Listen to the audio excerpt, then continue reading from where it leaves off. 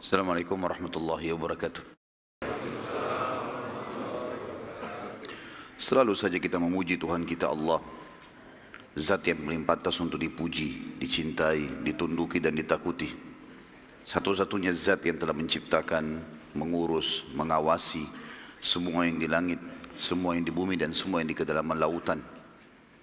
Ilmunya meliputi segala sesuatunya, tidak beranak dan tidak diperanakkan dan tidak ada sekutu bagian dalam setiap kegiatannya. Dia telah menggantungkan segala kebutuhan kita dengan kalimat sederhana dan penuh dengan berkah.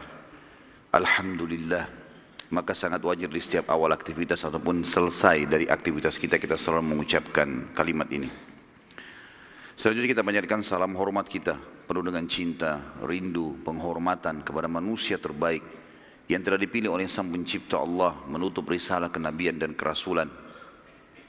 Manusia telah disempurnakan jalur nasabnya, ilmunya, fisiknya, sukses dalam kehidupan dunianya dan juga di akhiratnya. Demikianlah orang-orang yang mengikutinya pasti juga akan mendapatkan kesuksesan. Makanya Allah sebagai pencipta telah memerintahkan setiap manusia tidak terkecuali untuk menjadikannya sebagai suri tauladan, terutama bagi orang-orang yang sudah beriman. Dan Sang Pencipta Allah bersama malaikatnya mengucapkan salam hormat secara langsung juga kepada manusia terbaik ini. Dan siapapun yang mengucapkan salam hormat kepadanya akan dibalas oleh Allah secara spontan 10 kali salam secara langsung dari Allah. Maka sangat wajar kalau kita selalu mengucapkan salawat dan taslim kepada Nabi besar Muhammad sallallahu alaihi wasallam. Melanjutkan bahasan sirah kita, semoga Allah berkahi. Setelah panjang lebar kita jelaskan tentang perang Hamrat Asad yang terjadi setelah perang Uhud dan juga pelajaran-pelajaran yang kita ambil dari perang Uhud yang sangat luar biasa. Berikut juga kaidah-kaidah syar'i yang bisa diambil dari kejadian Uhud dan Hamrat Asad. Kita akan masuk sekarang ke pembahasan tentang penyerangan beberapa suku Arab yang ada di sekitar Madinah ke kota Madinah. Maksudnya ingin menyerang. Dan ini semua adalah rentetan permasalahan yang terjadi di Uhud, di pertengahan peperangan. Di awal peperangan muslimin memenangkan peperangan, di tengah-tengah mereka dikalahkan, lalu kemudian mereka menang lagi di Hamrat Asad. Hanya saja Hamrat Asad, peperangan ini banyak juga di antara suku-suku Arab yang tidak sampai kepadanya berita itu. Jadi sebagian kecil, dan Quraisy berusaha menyebarkan berita kalau mereka yang menang. Dan memang banyak suku-suku Arab terpengaruh dengan pendapat Quraisy, ya, bahwasanya memang mereka yang menang. Padahal sebenarnya sudah kita jelaskan di Hamrat Asad, Quraisy tidak berani untuk datang menemui muslimin, dan muslimin sempat tinggal selama 3 hari di sana. Simpang siur, ada yang tangkap, ada juga yang tidak. Ringkas cerita teman-teman sekalian, ternyata ada beberapa suku-suku Arab yang berpikir untuk menyerang Madinah. Dikarenakan mereka mengetahui Uhud itu tempat lokasi di mana muslimin kalah adalah di depan pintu gerbang Madinah. Artinya di depan pintu gerbang Madinah saja muslimin kalah, ya, berarti sudah sangat lemah, apalagi kalau mereka perang keluar dari kota Madinah. Maka perang yang terjadi Hamrat Asad dan Uhud itu terjadi, Uhud tentunya di bulan Syawal, tanggal 15 Syawal tahun 3 Hijriah, dan Hamrat Asad tanggal 16 Syawal. Nabi SAW pada saat itu menetap di Madinah. Setelah Hamrat Asad tidak keluar sama sekali bentuk pasukan atau menyerang. Beliau tinggal kurang lebih dari bulan Syawal, Dzulqa'dah, Dzulhijjah, 3 bulan sampai bulan Muharram di tahun 4 Hijriah. Tidak ada peperangan. Nabi SAW fokus menyampaikan wahyu kepada para sahabat dari hukum-hukum syar'i yang turun pada saat itu. Sampai akhirnya baginda Nabi SAW mendengarkan teman-teman sekalian ada beberapa suku-suku Arab yang tamak untuk menyerang Madinah. Dan suku yang paling pertama ingin menyerang Madinah namanya suku As'ad bin Khuzaimah. Dan saya sudah bilang tadi bahasan kita di pagi hari, bagaimana orang-orang Arab itu kalau ada di antara mereka yang memiliki kelebihan fisik, ya, harta, keturunan, maka bisa ternisbatkan nama suku kepadanya. Maka ini nama orang As'ad bin Khuzaimah, tapi karena dia orang yang kaya raya, punya keturunan banyak segala macam, akhirnya terbentuklah nama suku darinya. Kemudian berkembanglah juga kepada anak cucunya yang terus ya menjadi jumlah yang banyak, maka terbentuklah suku yang besar. Suku ini teman-teman sekalian dipimpin oleh seseorang yang bernama Tulaiha. Tulaiha dan adiknya, Tulaiha si kakak, adiknya namanya Salamah. Dua-duanya anaknya Khuwailid. Tulaiha ini perlu kita tahu juga, nanti dia akan mengaku sebagai seorang nabi. Salah satu yang mengaku nabi di Jazirah nanti, nabi palsu tentunya, Tulaiha ini. Hanya saja dari 3 orang yang mengaku nabi, Tulaiha bin Khuwailid, ini nantinya taubat dia. Masuk Islam dan dia taubat. Bahkan dia termasuk salah satu dari pasukan Umar bin Khattab yang menuju ke Qadisiyah, memerangi Persia bersama Sa'ad bin Abi Waqqas radhiyallahu anhu. Kemudian ada Aswadul Unsi nanti terbunuh, dan juga ada Musailamah al-Kadzdzab juga terbunuh setelah mereka mengaku sebagai nabi palsu. Saudara seiman, berita akan menyerangnya Tulaiha ke Madinah ini didengar oleh baginda Nabi SAW, dan beliau akhirnya mengirim mata-mata ke sana. Dengan segera Nabi SAW menyiapkan pasukan yang kita sudah sebutkan dan sering kita sebutkan dengan istilah Sariyah. Masih ingat ya? Sariyah adalah jumlah 3 orang sampai 100 maksimal, namanya Sariyah. Kalau lebih dari 100 maka dikatakan Jaish, pasukan dalam bahasa Arab. Tapi kalau di bawah dari 100 namanya Sariyah. Nabi SAW menyiapkan Sariyah yang dipimpin oleh Abu Salamah. Riwayat lain mengatakan Abu Talha. Ada 2 riwayat ya. Dengan kekuatan kurang lebih antara 100 orang, ada riwayat yang mengatakan 150 orang, ada pasukan tambahan. Mereka menyerang ke suku As'ad sebelum mereka atau suku As'ad menyerang Madinah. Dan ternyata dalam kondisi mereka tidak sadar suku As'ad ini akan diserang, mereka lalai dan setelah sholat subuh berhasil diserang oleh Abu Talha dan berhasil mengalahkan suku As'ad, yang akhirnya membatalkan niat mereka untuk mendatangi Madinah. Dan tentu Abu Talha, yang lebih tepatnya kan ada 2 riwayat, ada Abu Salamah, tapi kita ambilnya riwayat yang paling kuat Abu Talha radhiyallahu anhu yang sempat terluka parah di perang Uhud. Itu diutus oleh Nabi SAW jadi pimpinan sini, dan dia pada saat pulang dari menyerang suku Asad ini, dia pun mati terbunuh syahid dan lukanya di medan perang. Dan juga ulama mengeluarkan sebuah hukum, siapapun yang telah ikut berperang kemudian terluka di medan perang lalu dia pulang ke kampungnya atau ke kotanya dan dia mati kena luka, itu terhitung syahid. Walaupun dia tidak mati di kancah peperangan, karena lukanya menyebabkan dia mati, yang luka itu didapatkan di kancah peperangan. Yang kedua suku Hudzail.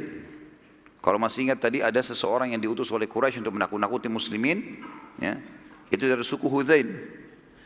Setelah perang Uhud, tepatnya bulan Muharram, juga masih di bulan Muharram, setelah selesai suku Asad tadi bin Khuzaimah dikalahkan, datanglah kepada Nabi SAW 2 suku Arab, namanya suku Adal dan Qara. Suku Adal dan Qara.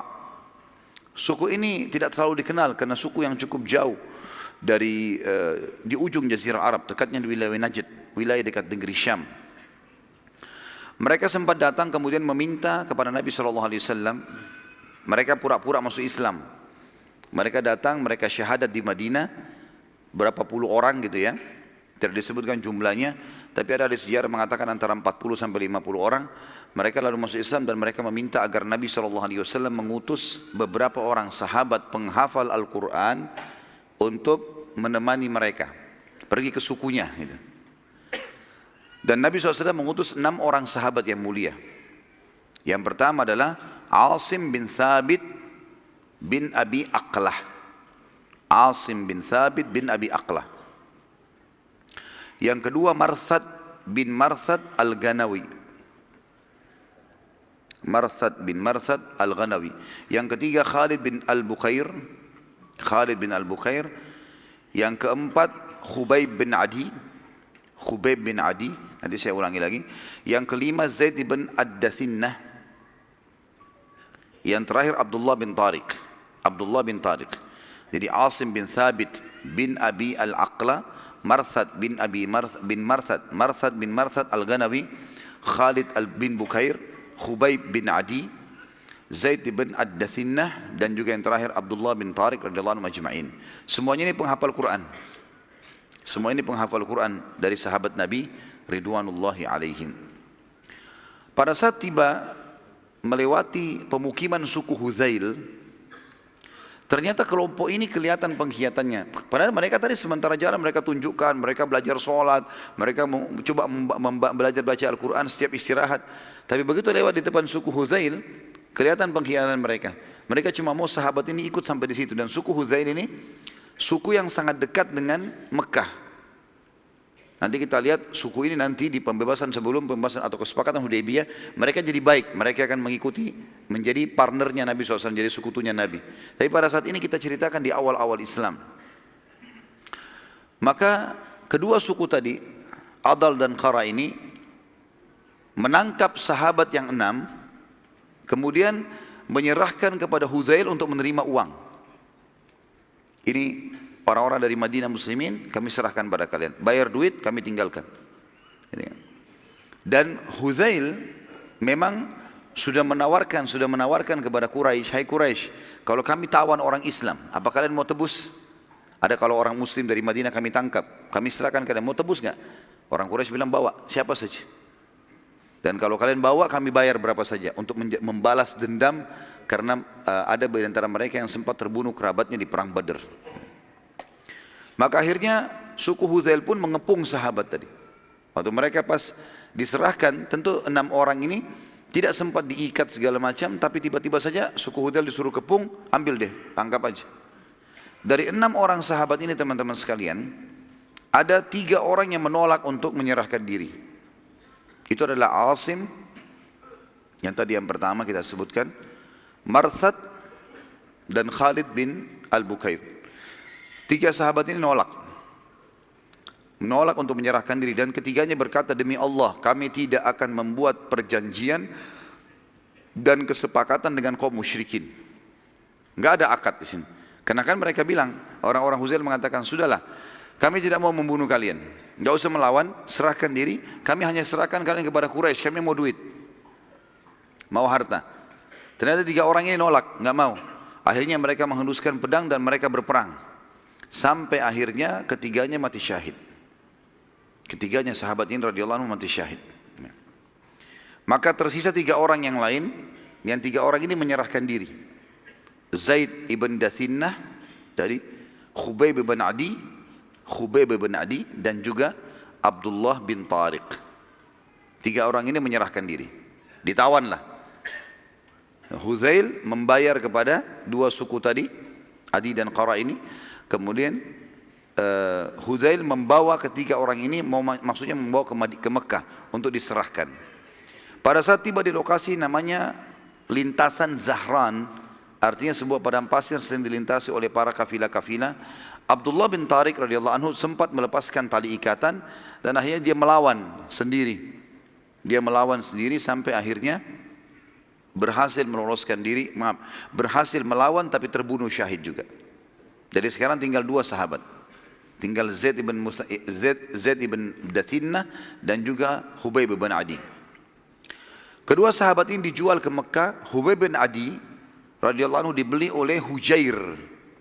Yang membeli dia Hujair ibn Ahab atau ibn Ihab At-Tamimi.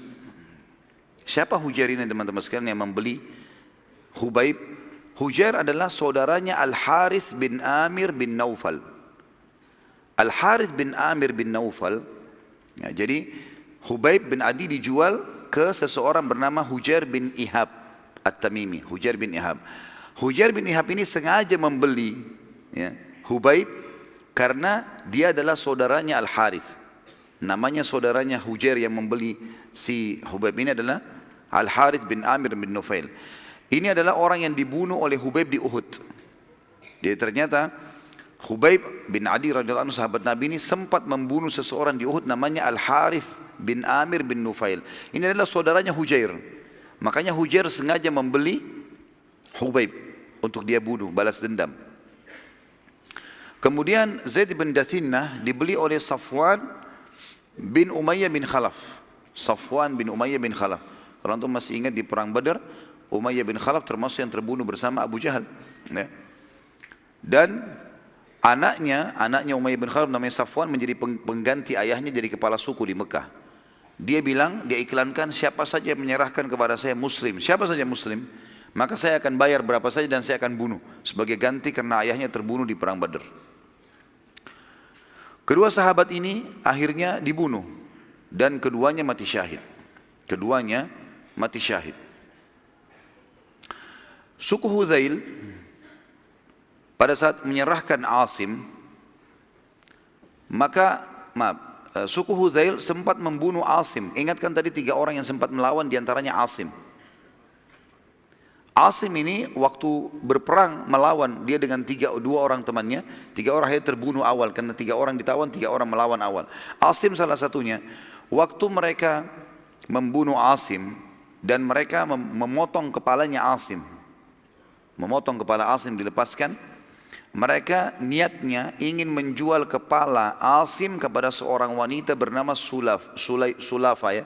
Ada Sulafa, ada mengatakan Sulaifa, namanya Sulafa binti Sa'ad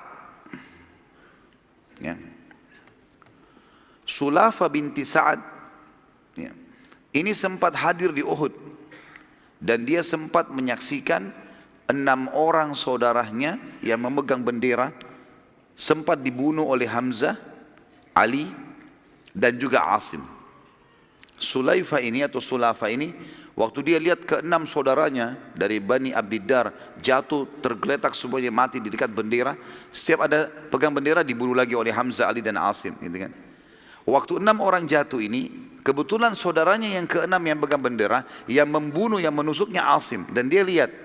Maka Sulafa mengeluarkan instruksi di pasukan Quraisy waktu itu di perang Uhud, siapapun yang mendatangkan kepada saya batok kepalanya Asim, maka saya akan isi batok kepalanya dengan emas untuk saya bayar. Jadi batok kepalanya nanti kalau saya dapatkan, saya akan bersihkan, dikeluarkan semua isi otaknya, saya akan isi dengan emas. Sebesar itu saya akan kasih ke orang yang memberikan batok kepalanya. Oleh karena itu suku Hudzail tamak pada saat itu. Mereka pada saat membunuh Asim, mereka membawa kepalanya dengan niat mau dijual kepada Sulafa tadi, binti Sa'ad bin Syahid ya, yang hadir di Uhud pada saat itu. Namun terjadi keajaiban yang luar biasa pada saat itu. Diantara yang disebutkan dalam riwayat adalah pada saat mereka memotong kepala Asim, kepalanya sempat dipenuhi dengan lebah. Entah lebah dari mana datang, dari padang pasir, penuh semua mukanya dan kepalanya penuh lebah. Dan setiap kali ada suku Hudzail yang coba menyentuh, maka diserang oleh lebah tersebut. Dan di depan mata mereka, lebah-lebah ini rame-rame ya, menjepit kepala Asim, kemudian dibawa terbang oleh lebah gitu. Sampai akhirnya kepala Asim tidak ditemukan sama sekali, dan dibawa oleh lebah entah kemana dengan hikmah Allah subhanahu wa ta'ala. Dan pada saat terdengar berita tersebut oleh kaum muslimin, maka Umar bin Khattab mengatakan, saya pernah mendengarkan Asim telah bersumpah atas nama Allah dan memohon agar jasadnya tidak disentuh sama sekali oleh orang-orang musyrik. Maka pada saat mereka memotong pun kepalanya, sempat jasadnya entah di mana, mereka hanya menemukan kepalanya, dan kepalanya pun dibawa oleh lebah, yang akhirnya mereka tidak bisa menemukan sama sekali jasad sahabat yang mulia ini. Tentu kita melihat ini teman-teman sekalian, sampai di sini yang dinukil oleh para ahli sejarah, dan belum disebutkan apakah baginda Nabi SAW membalas atau tidak. Yang jelas kejadian ini terjadi. Yang saya tahu nanti suku Hudzail ya, meminta maaf, dan kemudian suku Hudzail akhirnya menjadi sekutu Nabi di kesepakatan Hudaybiyah. Yang ketiga, suku Sulaim, suku Ril, Zikwan, dan Usayyah. Ada 4 suku Arab, suku Sulaim, suku Ri'il ya. Ri'il ini salah satu suku Arab juga ya. Suku Sulaim, suku Ri'il, Zikwan, dan Usayyah. Ini 4 suku, Sulaim, Ri'il, Zikwan, dan Usayyah. Datang seseorang di Madinah teman-teman sekalian yang bernama Amir bin Malik. Amir bin Malik ini, tentu tadi itu nama-nama suku, judulnya ya. Tapi kita masuk sekarang histori kisahnya. Ada seseorang datang ke Madinah bernama Amir bin Malik bin Ja'far.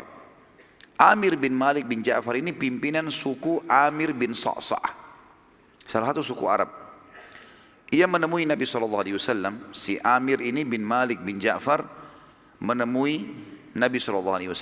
Lalu Nabi memberikan hadiah sebagai tanda persahabatan. Masih kafir. Lalu kata Nabi SAW, saya enggak terima hadiah dari orang kafir. Saya enggak terima hadiah dari orang kafir. Tentu di sini Nabi SAW menerima hadiah umumnya walaupun dari orang kafir. Tapi khusus pada masa itu karena perang lagi genting-gentingnya, kemudian telah terjadi kasus tadi, sampai berita ke Nabi SAW tentang 6 orang sahabatnya dikhianati, maka beliau pun hati-hati. Beliau mengatakan, saya tidak terima hadiah dari orang kafir, kecuali kalau kau masuk Islam. Kalau kau masuk Islam tidak ada masalah, kau Muslim. Maka kata si Amir, saya enggak mau masuk Islam, saya tidak akan masuk Islam, tetapi kalau anda mau, saya akan coba ya menyebarkan agama anda yang di suku saya. Tapi dengan syarat, harus ada sahabat anda yang berangkat. Harus ada orang yang berangkat. Nabi SAW masih trauma dengan 6 orang yang dibunuh tadi. Sampai beritakan Nabi SAW.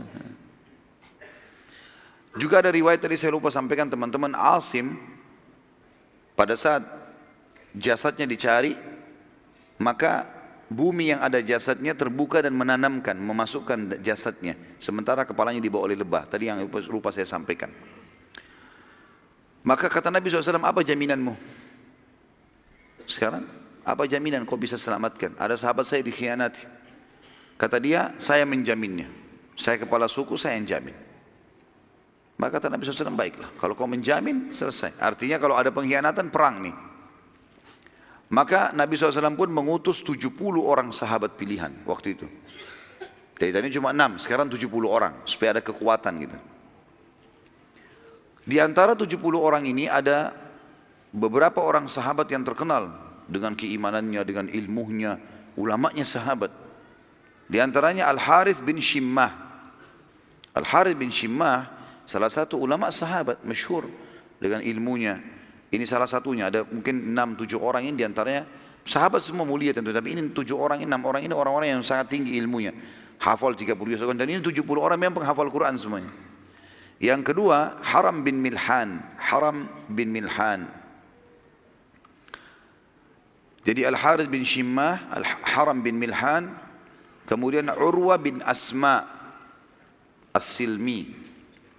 Al-Harith bin Shimmah, Haram bin Milhan, Urwa bin Asma As-Silmi. Kemudian yang keempat, Nafi' bin Badil.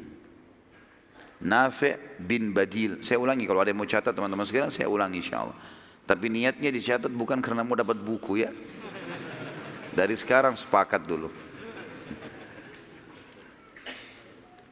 Al-Harith bin Shimmah yang pertama, kemudian Haram bin Milhan, kemudian Urwa bin Asma As-Silmi, Urwa bin Asma As-Silmi, kemudian Nafi' bin Badil bin Waraqah. Nafi' bin Badil bin Waraqah, dan juga Amir bin Fuhairah. Ini kurang lebih di antara 70 ada 4 atau 5-6 orang ini ya. Al-Harith bin Shimmah, Haram bin Milhan, Urwa bin Asma As-Silmi, Nafi' bin Badil bin Waraqah, dan Amir bin Fuhairah. Pada saat mereka tiba di pemukiman suku Sulaim, ternyata terjadi lagi pengkhianatan. Si Amir tadi bin Malik, kepala suku Sa'sa', kepala suku Amir bin Sa'sa', berkhianat. Dia mengajak 4 suku yang merupakan sekutu dia, yaitu tadi yang kita sudah sebutkan di awal judul kita, suku Sulaim, suku Ri'il, suku Zikwan, dan suku Usayyah, untuk membunuh para sahabat. Dan mereka melakukan. Sampai akhirnya ke 70 sahabat berusaha melawan dan terbunuh 69. Mati syahid semuanya. Dan yang lolos cuma 1 orang. Yang lolos adalah Amir bin Umayyah Ad-Damiri. Amir bin Umayyah Ad-Damiri. Dan ini mereka terbunuh di sebuah lokasi namanya Bi'ir Ma'unah. Bi'ir Ma'unah, sumur Ma'unah. Nanti akan kita jelaskan ada penyerangan Nabi SAW ke lokasi ini. Bagaimana mereka dihukum oleh Nabi SAW karena membunuh 69 sahabatnya. Jadi nama lokasinya Bi'ir Ma'una, dan yang tersisa adalah Amir bin Umayyah Ad-Damiri. Dalam perjalanan menuju ke Madinah, Amir sempat menemukan 2 orang dari asal suku sang pengkhianat, Amir bin Malik bin Ja'far As-Sa'sa' tadi. Yang sempat memberikan jaminan Nabi kan, namanya Amir bin Malik kan. Saya jamin, tidak ada masalah, saya kepala suku. Ternyata Amir, kepala suku tadi yang mengkhianat itu, sahabat juga yang sempat lolos namanya Amir. Sahabat si Amir ini, waktu dia menuju ke Madinah pulang, dia temukan ada 2 orang dari sukunya si Amir pengkhianat tadi. Lagi lewat. Maka sahabat yang mulia Amir bin Umayyah membunuh 2 orang itu. Sebagai balasan. Karena dia tahu ini dari suku Amir bin Sa'sa. Ini sama, pengkhianat juga ini. Dia pikir semua suku itu pasti pengkhianat. Padahal sebenarnya yang berkhianat cuma kepala sukunya saja. Pada saat Nabi SAW mendengar cerita tersebut, maka Nabi SAW berkata, wahai Amir, masalah kasus pengkhianatan kepala suku mereka, Amir tadi bin Malik, ini dianya yang salah. Dan yang akan kita hukum dia berikut 4 suku yang mendukungnya tadi. Sulaim, Ri'il, Zikwan, ya, itu semua tadi kita hukum, itu yang kita hukum.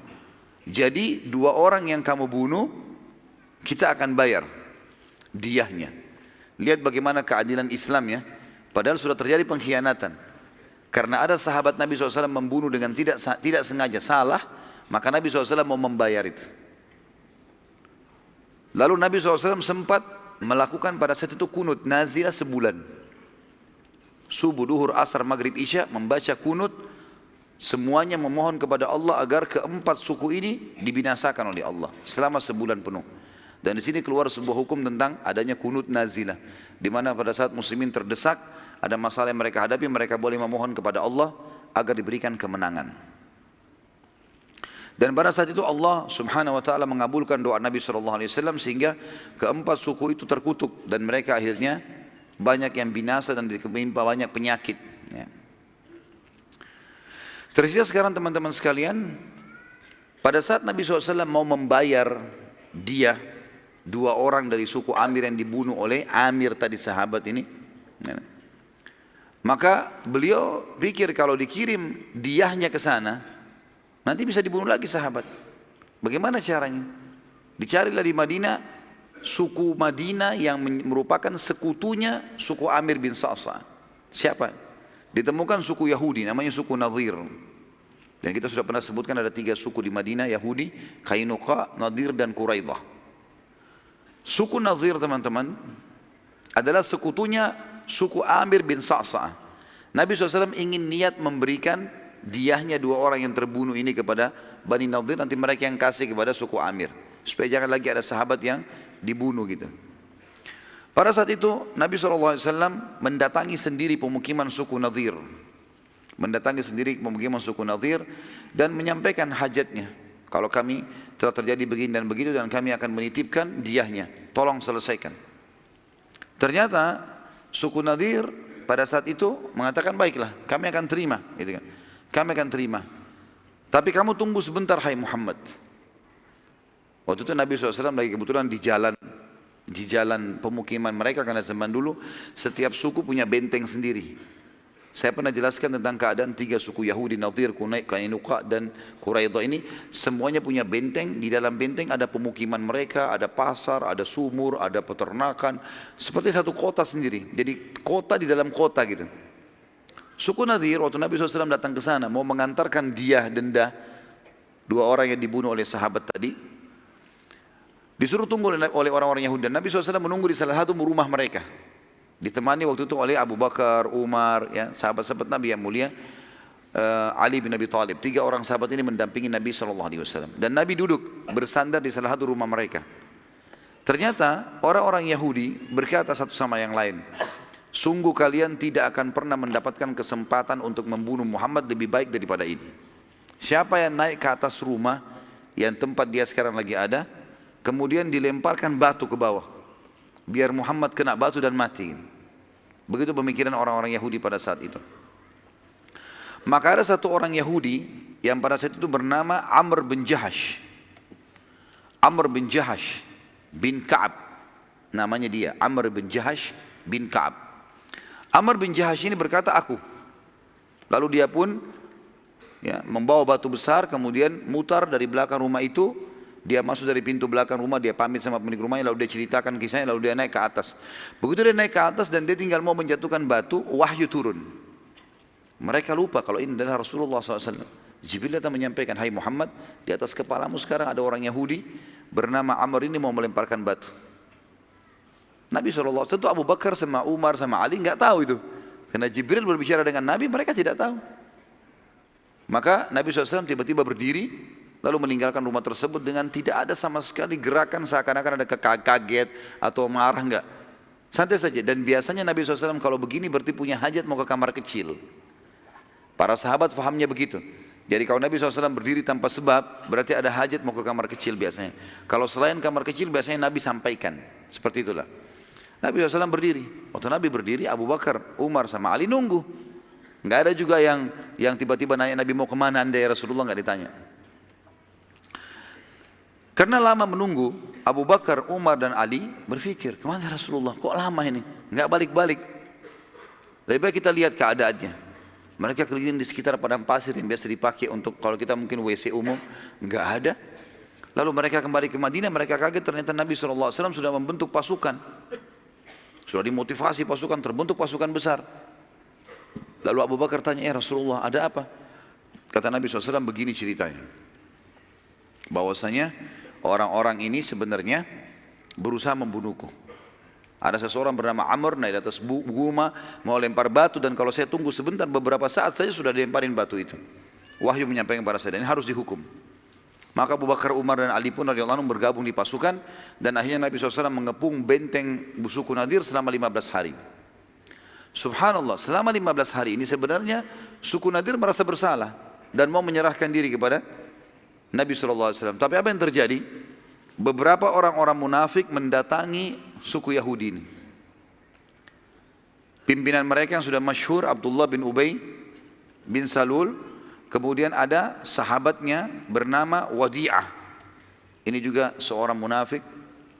Kemudian ada Malik bin Qawqal. Ini juga orang munafik. Ya. Dan ada Suwaid. Ada 5 orang ini. Ada Suwaid dan ada Dais. Ya. Ada 5 orang munafik. Abdullah bin Abi Salul, Wadi'ah, kemudian Malik bin Qawqal, Suwaid dan Dais. Mereka berlima mendatangi bentengnya suku Nadir dan berkata, sudahlah, jangan nyerahkan diri. Kami membela kalian. Kalian tahu kan siapa kami? Maksudnya orang-orang munafik. Kami bukan muslim, kami akan bela kalian, tidak usah khawatir. Kami juga punya pasukan, disebutkanlah pasukan kami begini, namanya si fulan, kalian tahu si fulan, si fulan, si fulan. Di Madinah mereka saling tahu, ini orang munafik semua. Kami siap membela kalian. Kalau kalian diperangi, kami akan memerangi juga muslimin. Kalau kalian mati, kami mati bersama kalian. Tadinya suku Nadir ini khawatir gitu kan. Mereka menyerahkan diri, tapi karena motivasi dari orang-orang munafik ini, akhirnya mereka tidak jadi. Mereka tidak jadi menyerahkan diri, dan mereka akhirnya mau melawan.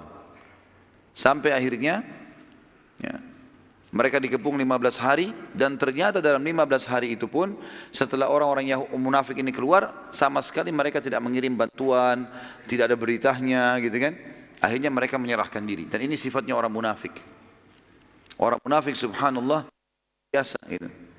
Sama kaum muslimin benci, sama orang kafir penjilat. Ya, dan dusta semua hidupnya. Dan kita tahu surah An-Nisa menjelaskan masalah itu. Surah An-Nisa, surah nomor 4 ayat 138. Dimulai dari 138. Pernah saya bacakan ayat ini, tapi saya bacakan lagi. A'udzubillahi minasyaitonirrajim. Basyiril munafiqina bi anna lahum adzaban alima. Sampaikanlah berita ya, bahwasanya orang-orang munafik itu akan mendapatkan siksa yang pedih. Alladzina yattakhiduna al-kafirina awliya min dunil mu'minin. Mereka adalah orang-orang yang menjadikan orang kafir sebagai tempat-tempat mereka bersandar. Ayabtaguna indahumul izzata fa innal izzata lillahi jami'a. Mereka mengira bahwasanya orang-orang kafir itu punya kemuliaan sehingga mereka berusaha menjilat di situ, mau mendekat, padahal semuanya kemuliaan di sisi Allah. وَقَدْ نَزَّلَ عَلَيْكُمْ فِي الْكِتَابِ أَنْ إِذَا سَمِعْتُمْ آيَاتِ اللَّهِ يُكْفَرُ بِهَا وَيُسْتَهْزَأُ بِهَا. Dan telah diturunkan dalam Al-Quran dengan sangat tegas. Kalau kalian dengarkan ayat-ayat Allah diolok-olok, ya, maka jangan kalian duduk. فَلَا تَقْعُدُوا مَعَهُمْ. Jangan kalian duduk bersama mereka. حَتَّى يَخُوضُوا فِي حَدِيثٍ غَيْرِ. Sampai mereka mengalihkan pembicaraan ke yang lain. Innakum idza mithluhum. Kalau kalian ikut-ikutan sama orang-orang munafik itu, orang-orang kafir itu, maka kalian sama saja dengan mereka. Innallaha jami'ul munafiqina wal kafirina fi jahannam jami'a. Sesungguhnya Allah pasti akan mengumpulkan orang-orang kafir dan orang munafik dalam neraka jahannam bersama-sama. Sifat orang munafik disebutkan, alladzina yatarabbasuna bikum, yaitu orang-orang yang selalu mencari kejadian-kejadian untuk kalian atau terhadap kalian hai kaum muslimin. Fa in kana lakum fathun minallah, kalau kalian dapat kemenangan dari sisi Allah, qalu, orang-orang munafik berlumba-lumba berkata, alam nakum ma'akum, bukankah kami juga umat Islam sama dengan kalian? Kami kan juga namanya si fulan, orang muslim, ya. Wa in kana lil kafirin nasib, dan kalau seandainya orang kafir yang mendapatkan kemenangan, qalu alam nastahwid alaikum, bukankah kami telah memenangkan kalian, wa namna'kum minal mu'minin, dan kami melarang atau menahan kalian dari orang-orang beriman. Lalu mereka mengatakan, ya, bukankah kami telah memenangkan kalian dari kaum mukminin dan juga kami menahan kalian, kami telah memenangkan kalian dan kami menahan kalian dari orang-orang beriman. Fallahu yahkum bainahum yaumal qiyamah, Allah akan menghakimi di antara mereka pada hari kiamat. Walan yaj'alallahu lil kafirin 'alal mu'minina sabila, Allah tidak akan mungkin memberikan orang-orang kafir untuk memusnahkan orang mukmin secara keseluruhan.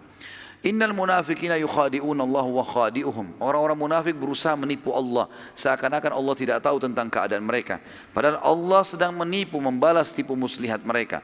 Wa idza qamu ila sholati qamu kusala, mereka kalau bangun salat mereka sangat malas. Yura'unan nas, kalaupun mereka salat mereka hanya ingin pujian manusia. Wala yadhkurunallaha illa qalila, mereka tidak pernah berzikir kepada Allah kecuali sedikit sekali.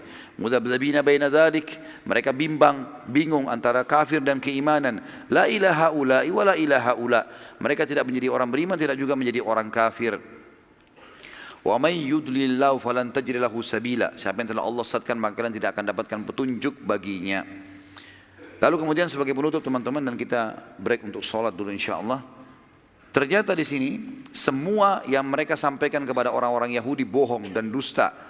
Tidak ada dukungan juga tidak ada bantuan dari mereka, yang akhirnya Allah Azza wa Jal memasukkan rasa takut dalam hati suku Nadir, dan mereka meminta perdamaian dengan Nabi sallallahu alaihi wasallam.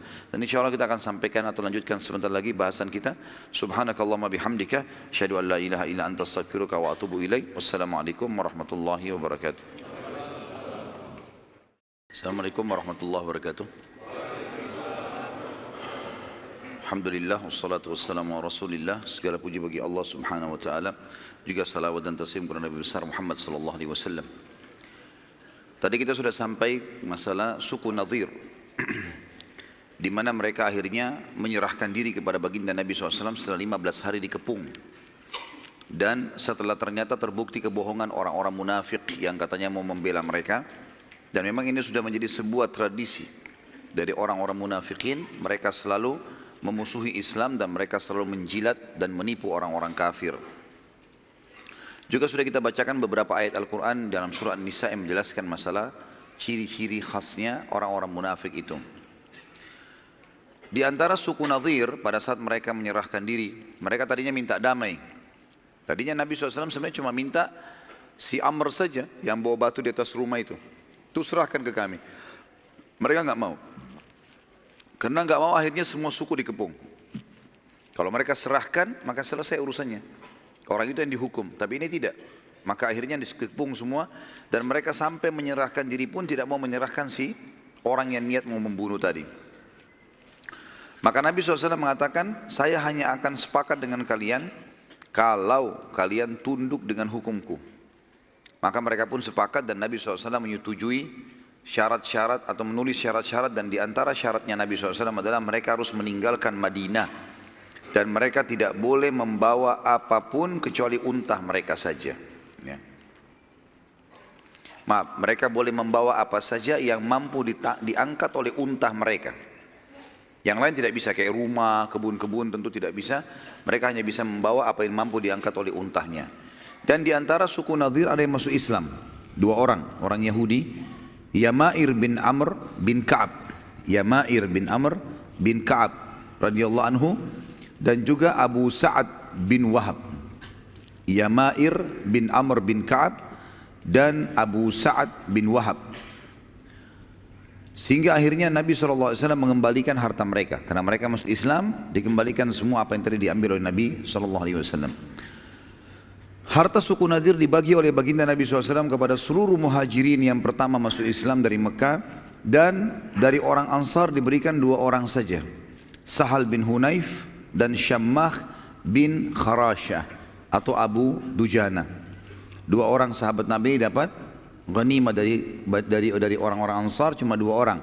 Sahal bin Hunayf dan Syammah bin Kharasha atau Abu Dujana. Kejadian ini terjadi teman-teman sekalian di bulan Rabiul Awal tahun 4 Hijriah.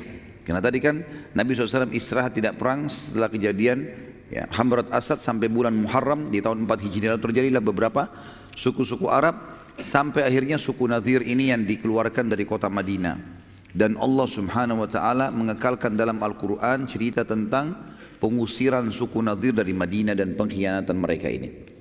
Dalam surah Al-Hasyr, lengkap satu surah itu turun untuk mereka. 24 ayat.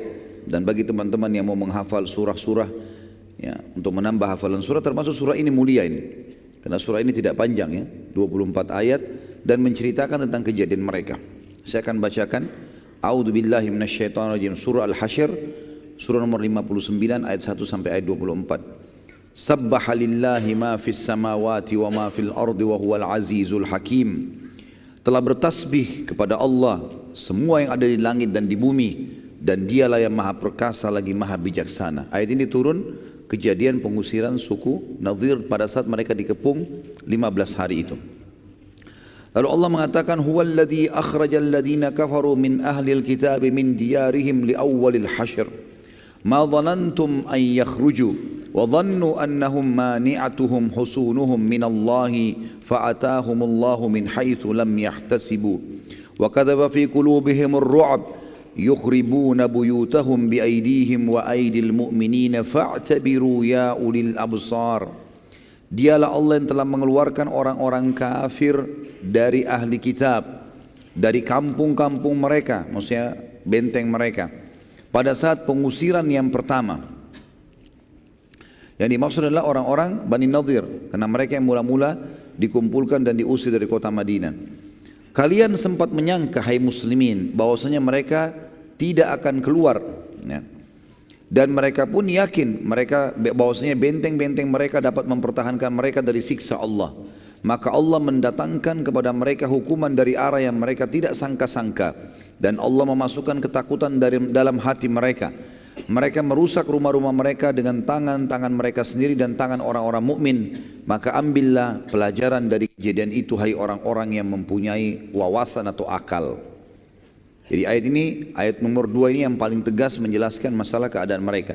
Jadi waktu Nabi SAW mengatakan kalian harus diusir dari Madinah, sepakat keluar, kalau enggak dibunuh. Dan hanya boleh bawa barang yang dinaikkan di atas unta saja. Rupanya karena mereka sakit hati, mereka sempat merusak rumah-rumah mereka dengan tangan mereka sendiri. Maksudnya supaya tidak dipakai oleh muslimin, gitu kan? Ternyata di antara muslimin ada yang datang membantu mereka ngurusin rumahnya. Nanti kita tidak butuh rumah kalian kok, tidak butuh, keluar saja gitu. Allah mengatakan ambil pelajaran dari situ. Suku Nadir ini teman-teman sekalian memiliki di dalam benteng itu sekitar 1000 personil perang, ahli perang, prajurit. Dan mereka masih mempunyai sekian ribu orang yang memang bukan personil perang tapi bisa dipakai tenaganya.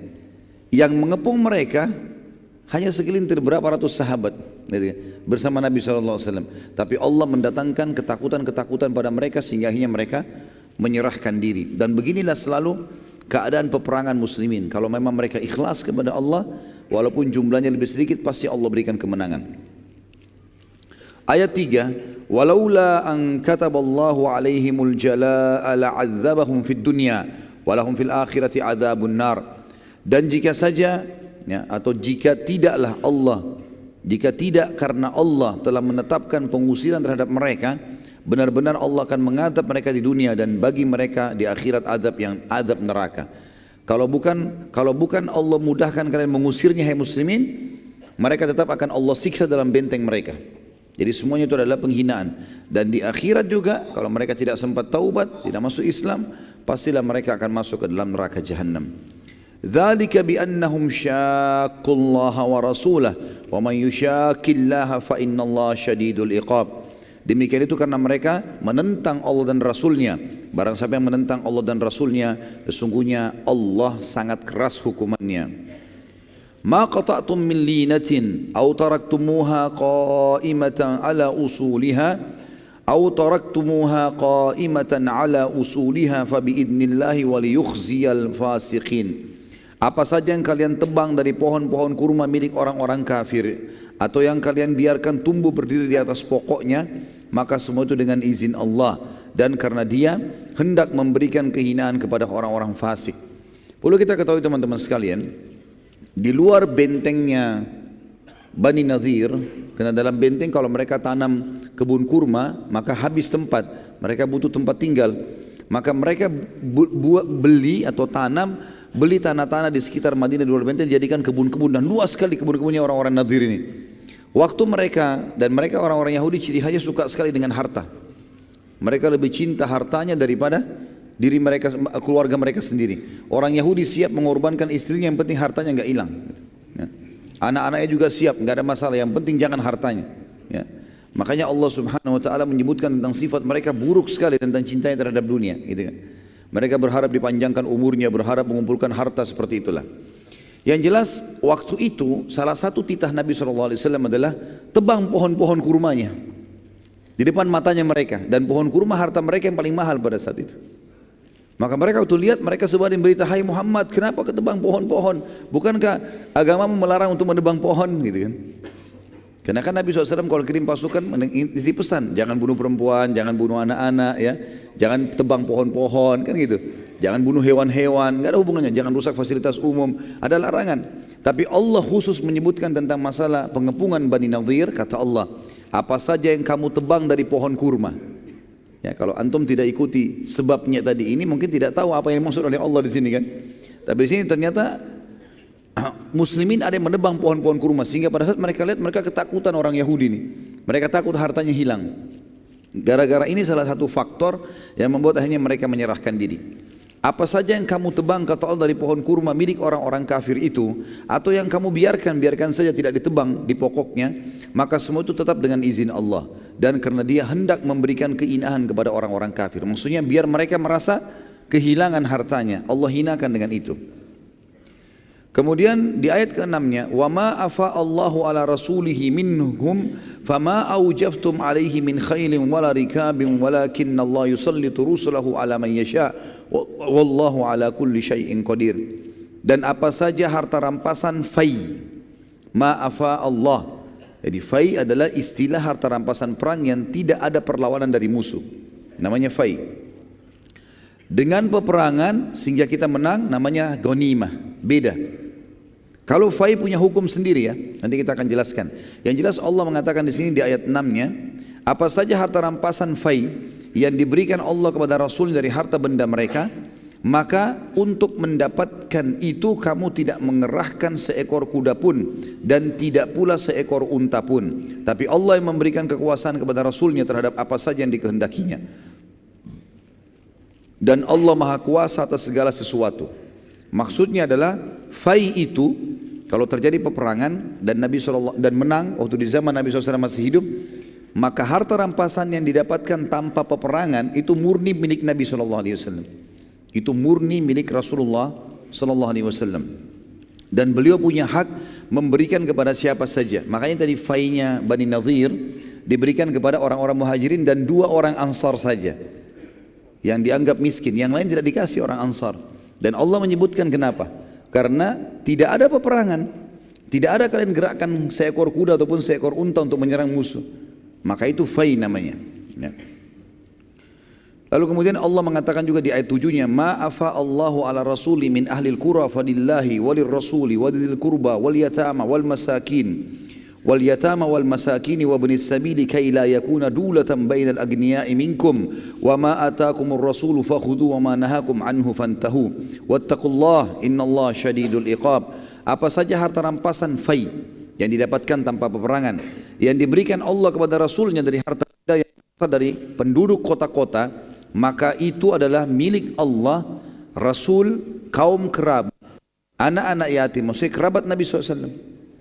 Yang Nabi, anak-anak yatim, orang-orang miskin, dan orang-orang yang dalam perjalanan dan terputus jalan, supaya harta tersebut tidak beredar di antara orang-orang kaya saja di antara kalian.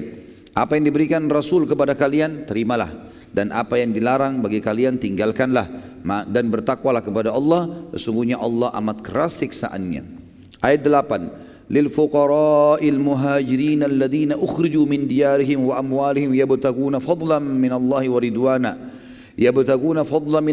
ridwana wa yansuruna Allah wa rasulah ulaika humus sadiqun. Juga harta tersebut fai diberikan kepada orang-orang fakir yang hijrah dari Mekah, yang diusir dari kampung halaman mereka dan dari harta benda mereka karena mencari karunia dari Allah dan keridhaannya, dan mereka menolong Allah dan Rasulnya. Mereka itu adalah orang-orang yang jujur. Ayat 9. Walladzina tabawwa'ud dara wal imana min qablihim yuhibbuna man hajara ilaihim wa la yajiduna fi sudurihim hajatan mimma utu ولا يجدون في صدورهم حاجة مما أوتوا ويؤثرون على أنفسهم ولو كان بهم خصاصة ومن يوق شح نفسه فأولئك هم المفلحون. Dan Allah memuji orang-orang Ansar, orang-orang yang telah menempati kota Madinah dan telah beriman, maksudnya orang Ansar. Sebelum kedatangan para muhajirin, mereka orang Ansar mencintai orang-orang yang berhijrah kepada mereka. Dan mereka orang-orang Ansar tidak menaruh keinginan dalam hati mereka terhadap apa-apa yang diberikan kepada muhajirin. Artinya Allah pastikan, fai ini pun hai Muhammad, kalau kau berikan kepada muhajirin, tidak diberikan kepada Ansar, enggak usah khawatir. Orang Ansar tidak akan pernah ada masalah dengan hati mereka. Karena mereka suka dan cinta dengan saudara yang hijrah. Dan ini pujian Allah untuk penduduk Madinah secara khusus. Dan mereka mengutamakan orang-orang muhajirin atas diri mereka sendiri, sekalipun mereka dalam keadaan kesusahan. Dan siapa yang dipelihara dari kekiran dirinya, maka mereka itu adalah orang-orang yang beruntung. Jadi ada alasan kenapa Allah subhanahu wa ta'ala menyuruh Nabi Muhammad SAW membagikan fai kepada muhajirin dan cuma 2 orang dari Ansar. Karena itu haknya Allah dan Rasulnya secara mutlak, dan memang orang-orang muhajirin layak dibantu, terutama orang-orang miskin di antara mereka. Ya. Sebagian ahli sejarah mengatakan orang-orang kaya muhajirin tidak dapatkan, seperti Abu Bakar, ya, Uthman bin Affan, yang kaya-kaya tidak mendapatkan fai dari sini, tapi orang-orang miskin di antara mereka sebagaimana Allah sudah sebutkan. Kemudian dikatakan selanjutnya, walladzina ja'u min ba'dihim yaquluna rabbana ighfir lana wa li ikhwanina alladhina sabaquna bil imani wa la taj'al fi qulubina ghillan lil ladzina amanu rabbana innaka ra'ufur rahim. Dan orang-orang yang datang sesudah mereka para muhajirin dan Ansar, setelah dengar kisah ini, kita sekarang termasuk kena ayat ini. Mendengarkan kisah ini, tidak akan pernah lagi ada fikiran kita sebagaimana orang-orang Ansar tidak pernah berfikir. Jangan ada di antara kita terfikir, teman-teman sekalian, loh kenapa Rasulullah cuma kasih orang muhajirin ya? Kenapa orang Ansar nggak dikasih? Sudah dijawab di sini. Jangan lagi kalian balas, jangan lagi bimbang dengan itu, tapi katakanlah. Kata Allah SWT, orang-orang yang datang sesudah mereka, para muhajirin dan Ansar yang baca Al-Quran, mereka malah berdoa, ya Rabb kami, berikanlah ampunan untuk kami dan saudara-saudara kami yang telah beriman lebih dulu daripada kami, dan jangan engkau membiarkan kedengkian dalam hati kami terhadap orang-orang yang beriman. Ya Rabb kami, sesungguhnya engkau maha penyantun lagi maha penyayang. Dan ayat ini yang digunakan oleh ulama ahli sunnah yang sangat tegas, membantah pemahaman Syiah yang menghina-hina para sahabat, apalagi sampai mengkafirkan. Karena di sini Allah Subhanahu wa taala memerintahkan kita semua yang datang setelah muhajirin dan Ansar mendoakan agar mereka mendapatkan pengampunan dan tambahan rahmat. Ayat 11. Alam tara ilal ladzina nafaqu yaquluna li ikhwanihim alladhina kafaru min ahli alkitab la in ukhrijtum lanakhrujanna ma'akum wa la nuti'u fikum ahadan abada. Wala nuti'u fikum ahadan abada wa in qutiltum lanansurannakum wallahu yashhadu innahum lakadzibun.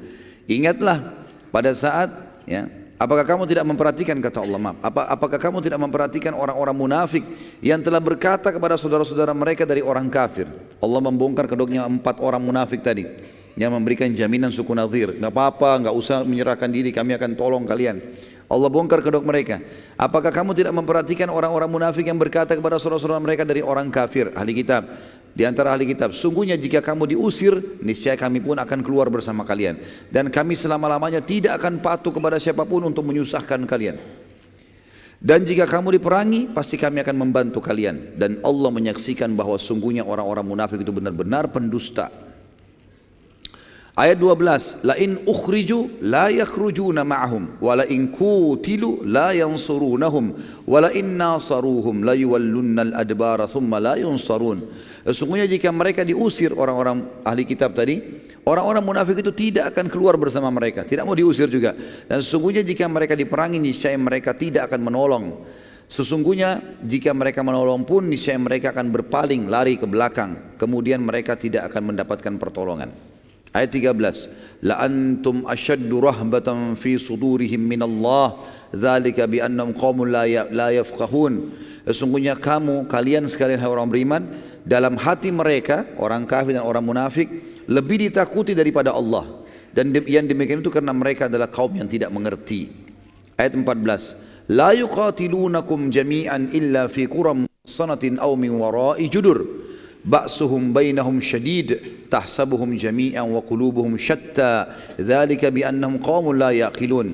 Mereka tidak akan memerangi kalian hai orang-orang beriman dalam keadaan bersatu padu, kecuali dalam kampung-kampung yang berbenteng atau di balik tembok. Permusuhan di antara mereka orang-orang Yahudi dan orang munafik itu sangat hebat. Jangan kita kira bahwa mereka bersatu. Kalian kira mereka itu bersatu, sedangkan hati mereka sebenarnya berpecah belah. Yang demikian itu karena sungguhnya mereka adalah kaum yang tidak mengerti. Ayat 15, kamathalil ladzina min qablihim qariba dzaku wabala amrihim walahum adzabun alim. Mereka adalah seperti orang-orang Yahudi yang belum lama sebelum mereka telah merasai akibat buruk dari perbuatan mereka, dan bagi mereka azab yang pedih. Kalau antum masih ingat kisah tentang suku Bani Kainuqa, suku Kainuqa, yang pernah ada seorang sahabat belanja di pasar mereka, kemudian dipermalukan oleh satu tokoh Yahudi, orang Yahudi, ditaruh dicantolin besi tajam, lalu waktu sahabat itu berdiri tercobek bajunya. Ya, kemudian lewat seorang sahabat Nabi, dia dipermalukan muslimah, lalu kemudian dibunuh si Yahudi pemilik toko, lalu sahabat ini dibunuh, dikeroyoki satu pasar. Sahabat sempat melapor ke Nabi SAW, ya Rasulullah begini-begini. Maka Nabi bentuk pasukan dikepung suku Kainuqa. Nabi minta itu yang bunuh yang muslim dibunuh, serahkan kepada kami. Mereka enggak mau, dikepung, diusir dari Madinah. Allah sebutkan keadaan mereka orang-orang Nadir ini mirip dengan orang-orang Yahudi sebelumnya. Mereka lakukan kesalahan maka diusir juga gitu. Ayat 16-nya, kamathali syaitani idh qala lil insani kfur falamma kafara qala inni bari'um mink. Qala inni bari'um minka inni akhafullaha rabbal alamin. Bujukan orang-orang munafik kepada orang kafir itu seperti bujukan syaitan. Ketika dia berkata kepada manusia, kafirlah kamu, maka tak kala manusia itu kafir, ia berkata, sungguhnya aku berlepas diri dari kalian, karena sungguhnya aku takut kepada Allah, Rabb semesta alam. Jadi orang-orang kafir itu sebenarnya, termasuk di Indonesia di mana-mana, kalau mereka tahu orang-orang munafik itu sebenarnya hanya menjilat saja, ini Allah bongkar kedoknya kepada kita. Kita umat Islam tahu siapa mereka. Nah, statusnya muslim tapi jauh dari agama, benci dengan Islam. Tidak ada yang di zaman Nabi SAW tidak ada munafik diberikan jabatan. Enggak pernah pimpin perang, enggak pernah diamalkan kota Madinah, enggak pernah Nabi suruh kumpulin zakat, enggak pernah apa-apa. Nabi enggak pernah libatin mereka. Tapi Nabi sampaikan ke sahabat, ini orang-orang begini cirinya. Nanti setelah pembebasan kota Mekah kita lihat bagaimana Allah beberkan, mempermalukan orang-orang munafik luar biasa. Sampai namanya Nabi sebut, si fulan munafik, si fulan munafik, si fulan munafik. Nabi sebut. Seperti itulah ya. Yang jelas orang-orang kafir kalau tahu ayat-ayat ini mereka pasti tahu tidak boleh mereka bekerjasama dengan umat Islam yang menjilat mereka, karena pasti orang munafik. Orang muslim yang sejati tidak bakal kerjasama sama orang kafir dalam masalah-masalah seperti itu. Dikatakan di sini di ayat 17-nya, fakana akibatuhuma annahuma finnari khalidaini fiha wa dzalika jazaa'udz zalimin. Maka kesudahan keduanya, orang kafir dan orang munafik, pasti masuk ke neraka. Mereka kekal di dalamnya, demikianlah balasan bagi orang-orang zalim. Ayat 18, ya ayyuhalladzina amanu taqullaha wal tanzur nafsum ma qaddamat lighad wattaqullah innallaha khabirum bima ta'malun. Hai orang beriman, bertakwalah kepada Allah, patuhlah terhadap perintahnya, tinggalkan larangannya, dan hendaklah setiap diri memperhatikan apa yang dia perbuat untuk hari esoknya, maksudnya akhiratnya, dan bertakwalah kepada Allah, sungguhnya Allah mengetahui apa yang kalian kerjakan. Ayat 19, وَلَا تَكُونُوا كَالَّذِينَ نَسُوا اللَّهَ فَأَنْسَاهُمْ أَنفُسَهُمْ أُولَٰئِكَ هُمُ الْفَاسِقُونَ.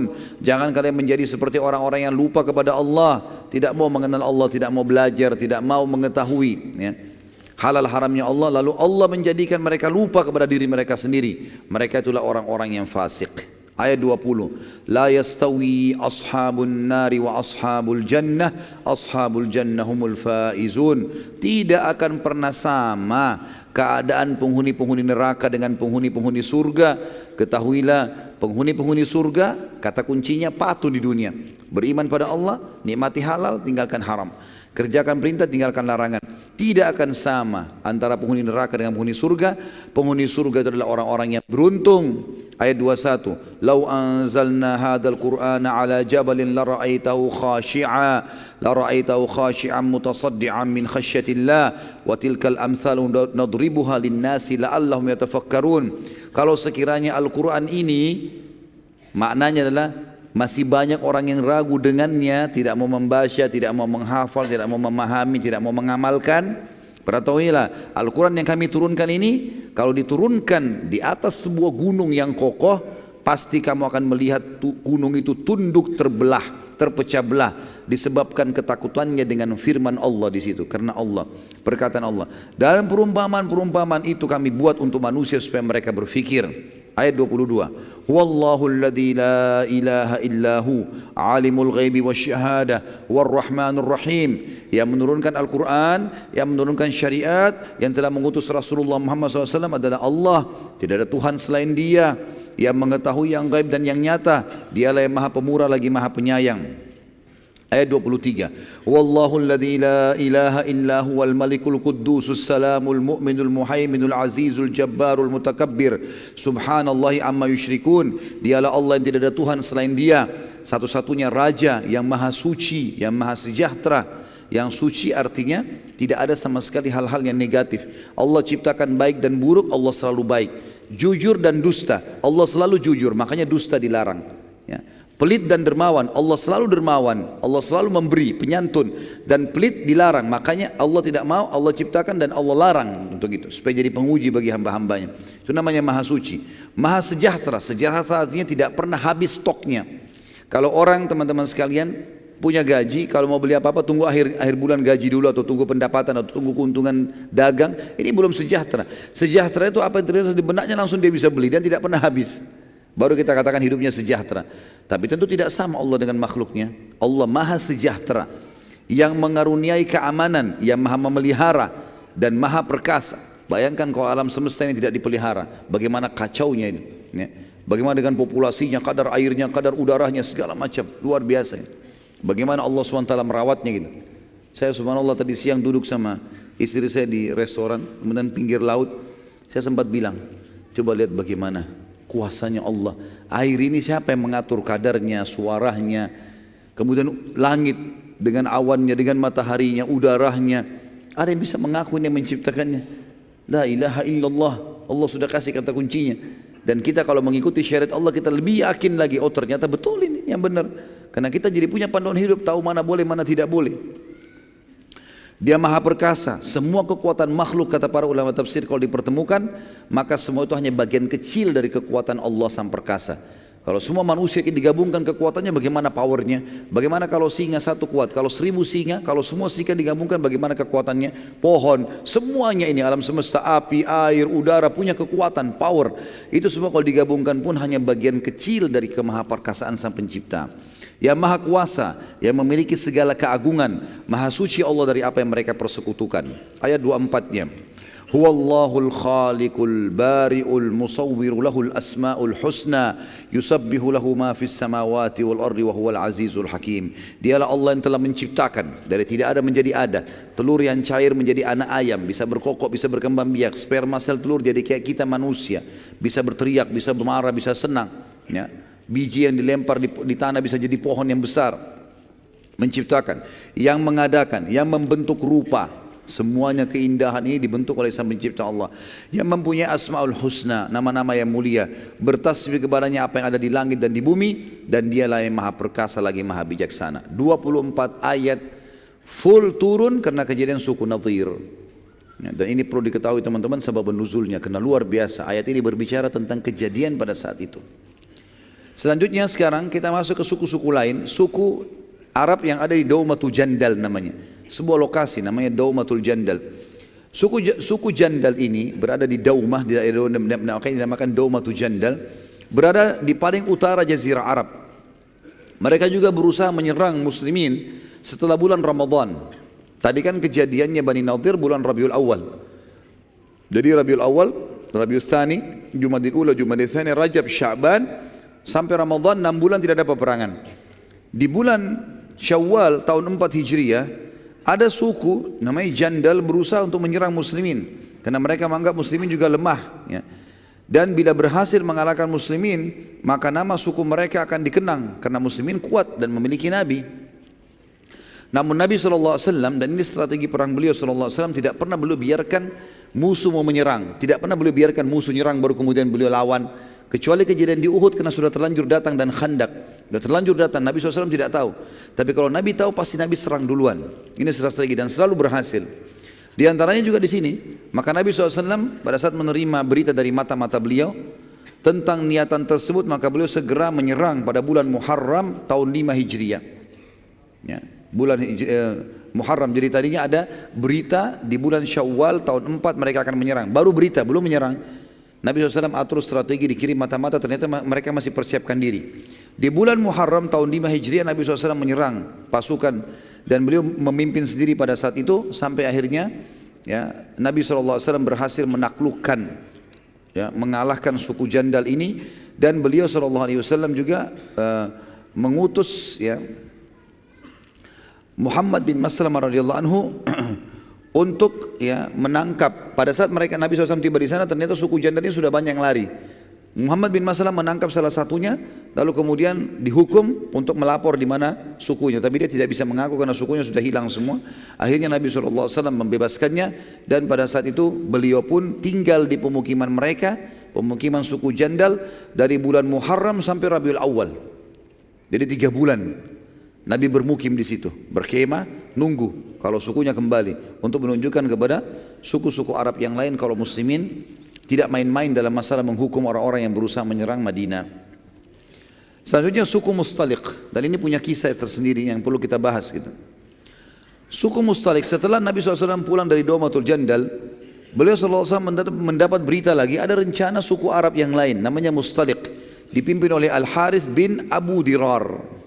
Dan ini kita lihat teman-teman, upaya suku-suku Arab ini semuanya terjadi justru karena efek daripada perbuatan 43 orang sahabat yang turun dari gunung pemanah di Uhud. Makanya kata para ulama, ada sebuah kaidah penting dalam masalah kehidupan. Siapapun yang telah memulai sebuah kesalahan, maka dia harus tahu akan ada efek dari kesalahan itu. Nggak ada kesalahan yang tidak punya efek, teman-teman. Makanya usahakan tidak salah, ya, karena kesalahan itu ada efek walaupun kita sudah minta maaf. Misal antum siram air ke badan orang, kita minta maaf, efeknya ada, bajunya basah, dan dia bisa mengenang itu seumur hidupnya. Masalahnya di situ. Makanya kasus sahabat yang turun dari bukit pemanah 43 orang yang kita ceritakan panjang lebar tadi pagi, itu teman-teman sekalian, mungkin pada saat mereka pulang ke Madinah kita sudah jelaskan kan, Allah turunkan Al-Quran memaafkan mereka. Tapi permasalahannya efek dari perbuatan mereka ini panjang.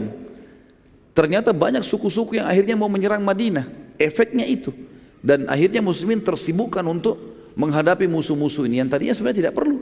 Di awal peperangan mereka sudah menang, dan kita sudah jelaskan juga tadi pagi bagaimana ayat Al-Quran menceritakan kepada kita dengan sangat jelas, kalau seandainya mereka bersabar sebentar saja, tidak usah turun pemanah, udah menang, udah selesai, karena Quraisy sudah lari, gitu kan. Pemimpin suku Mustaliq ini bernama Al-Harith bin Abu Dirar. Al-Harith bin Abu Dirar. Nabi SAW mengirim ke sana, mengutus Buraidah bin Al-Husayb. Buraidah sahabat Nabi radhiyallahu anhu. Buraidah bin Al-Husayb Al-Aslami. Buraidah bin Al-Husayb Al-Aslami memata-matai mereka, dan akhirnya Nabi SAW membentuk pasukan yang dipimpin langsung oleh beliau, dan ini dikatakan Ghazwat Bani Mustaliq. Karena pernah saya jelaskan teman-teman juga di beberapa peperangan Nabi SAW sebelumnya, kalau peperangan yang Nabi pimpin langsung namanya Ghazwah. Seperti Ghazwat Badr, Ghazwat Uhud, Ghazwat Bani Mustaliq. Kalau yang Nabi tidak pimpin, kalau pasukan besar, ratusan jumlahnya, ribuan, maka dinamakan ma'rakah. Kalau kecil namanya sariyah. Nah, ini ada nama-nama di dalam buku-buku sejarah Nabi SAW. Akhirnya Buraidah membawa berita bahwasanya Bani Mustaliq sudah siap-siap mau menyerang. Lalu Nabi SAW membentuk pasukan dan beliau pimpin sendiri. Nabi SAW memberi panji muhajirin kepada Abu Bakar radhiyallahu anhu, dan ini sekaligus juga membantah sebagian orang mengatakan Abu Bakar itu tidak diamanahkan oleh Nabi, gitu kan. Padahal Abu Bakar berapa kali dikirim oleh Nabi peperang, memimpin peperangan, termasuk di Bani Mustalik dia yang pegang panjinya, yang pegang bendera. Dan kita sudah tahu di perang Uhud kita jelaskan, yang pegang bendera berarti sangat terancam. Karena kalau bendera jatuh berarti pasukan kalah. Harus orang yang paling dianggap dipercaya, kuat, punya keterampilan perang dan seterusnya, punya jiwa yang besar. Dan panji orang-orang Ansar diberikan kepada Sa'ad bin Ubadah radhiyallahu anhu majma'in. Sempat terjadi saling panah pada saat itu, ya, tapi Bani Mustalik kaget karena diserang tiba-tiba oleh Nabi SAW. Akhirnya mereka kalah. Ya, mereka menyerah. Dan seluruh Bani Mustalik jadi tawanan. Kita fokus ke satu orang tawanan yang mulia tawanan ini. Seorang wanita namanya Juwairiyah. Juwairiyah binti Al-Harith. Tadi ini pimpinan suku Mustalik namanya Al-Harith kan? Ini anaknya, jadi anak raja gitu. Tertawan. Dan waktu dibawa ke arah Nabi SAW, Nabi SAW mengatakan, pada saat itu sebenarnya ada dua riwayat ya. Riwayat yang pertama itu menjelaskan kepada kita kalau Juwairiyah ingin menebus dirinya. Waktu dia jadi tawanan, dia ingin menebus dirinya, tapi semua hartanya sudah jadi ghanimah, nggak bisa lagi dia pakai. Maka dia minta kepada muslimin untuk diantar ke Nabi SAW, dan dia mau izin agar Nabi SAW menghutangkan dia supaya dia bisa bebas, jangan jadi tawanan, jangan jadi budak gitu. Maka waktu dia datang ke kemah Nabi SAW, waktu itu Nabi sedang membawa istrinya Aisyah radhiyallahu anha. Waktu dibuka kemah, Aisyah mengatakan, waktu saya melihat Juwairiyah saya sudah tahu ini nanti kemungkinan bisa menjadi istri Nabi SAW, gitu kan? Maka dia mengatakan, di mana Rasulullah? Kata Aisyah, kenapa? Dia bilang, saya ingin menebus diri saya. Kata Aisyah, silahkan masuk. Masuklah dalam kemah setelah izin dengan Nabi SAW. Lalu Nabi SAW waktu melihat Juwairiyah mengatakan, siapa kamu? Dia bilang, saya Juwairiyah binti Harith, anaknya Raja Mustalik ini, suku Mustalik. Kata Nabi SAW, bagaimana kalau saya tawarkan kepada kamu masuk Islam, dan dengan itu saya akan bebaskan kamu dari tawanan dan kau pun akan saya nikahi. Maka kata Juwairiyah, tentu saja saya menerima tawaran itu. Maka beliau pun syahadat di hadapan Nabi SAW dan di hadapan Aisyah radhiyallahu anha. Setelah masuk Islam, maka tersebarlah berita Nabi SAW mengundang sahabat hadir di pernikahan beliau di kemah, gitu kan? Maka semua sahabat datang pada saat itu. Mereka dihidangkan kurma, dihidangkan segala macam dalam pernikahan tersebut, dan Aisyah radhiyallahu anha ada di situ. Nanti kan kita titik beratkan sini teman-teman, karena banyak orang subhanallah, dan sayang sekali bahkan banyak di kalangan para dai, mereka tidak sadar mereka sedang merusak citranya Aisyah radhiyallahu anha. Mereka mengatakan Aisyah itu pencemburu, gitu kan? Baik, Aisyah memang cemburu, tapi ingat teman-teman sekalian, hukum syar'i yang kita ambil sebagai hukum bukan kasus kejadiannya, tapi kasus penentuan hukum dari Nabi. Itu yang perlu kita garis bawahi. Waktu Aisyah cemburu kepada Khadijah, yang dia bilang, ya Rasulullah, kenapa anda tetap masih mengingat-ingat perempuan yang sudah keriput, yang sudah tua, yang sudah masuk ke dalam tanah, gitu kan? Sementara Allah sudah ganti kepada anda orang yang lebih baik. Maksudnya dia, Aisyah, sama dari Quraisy tapi lebih muda dan masih hidup, gitulah.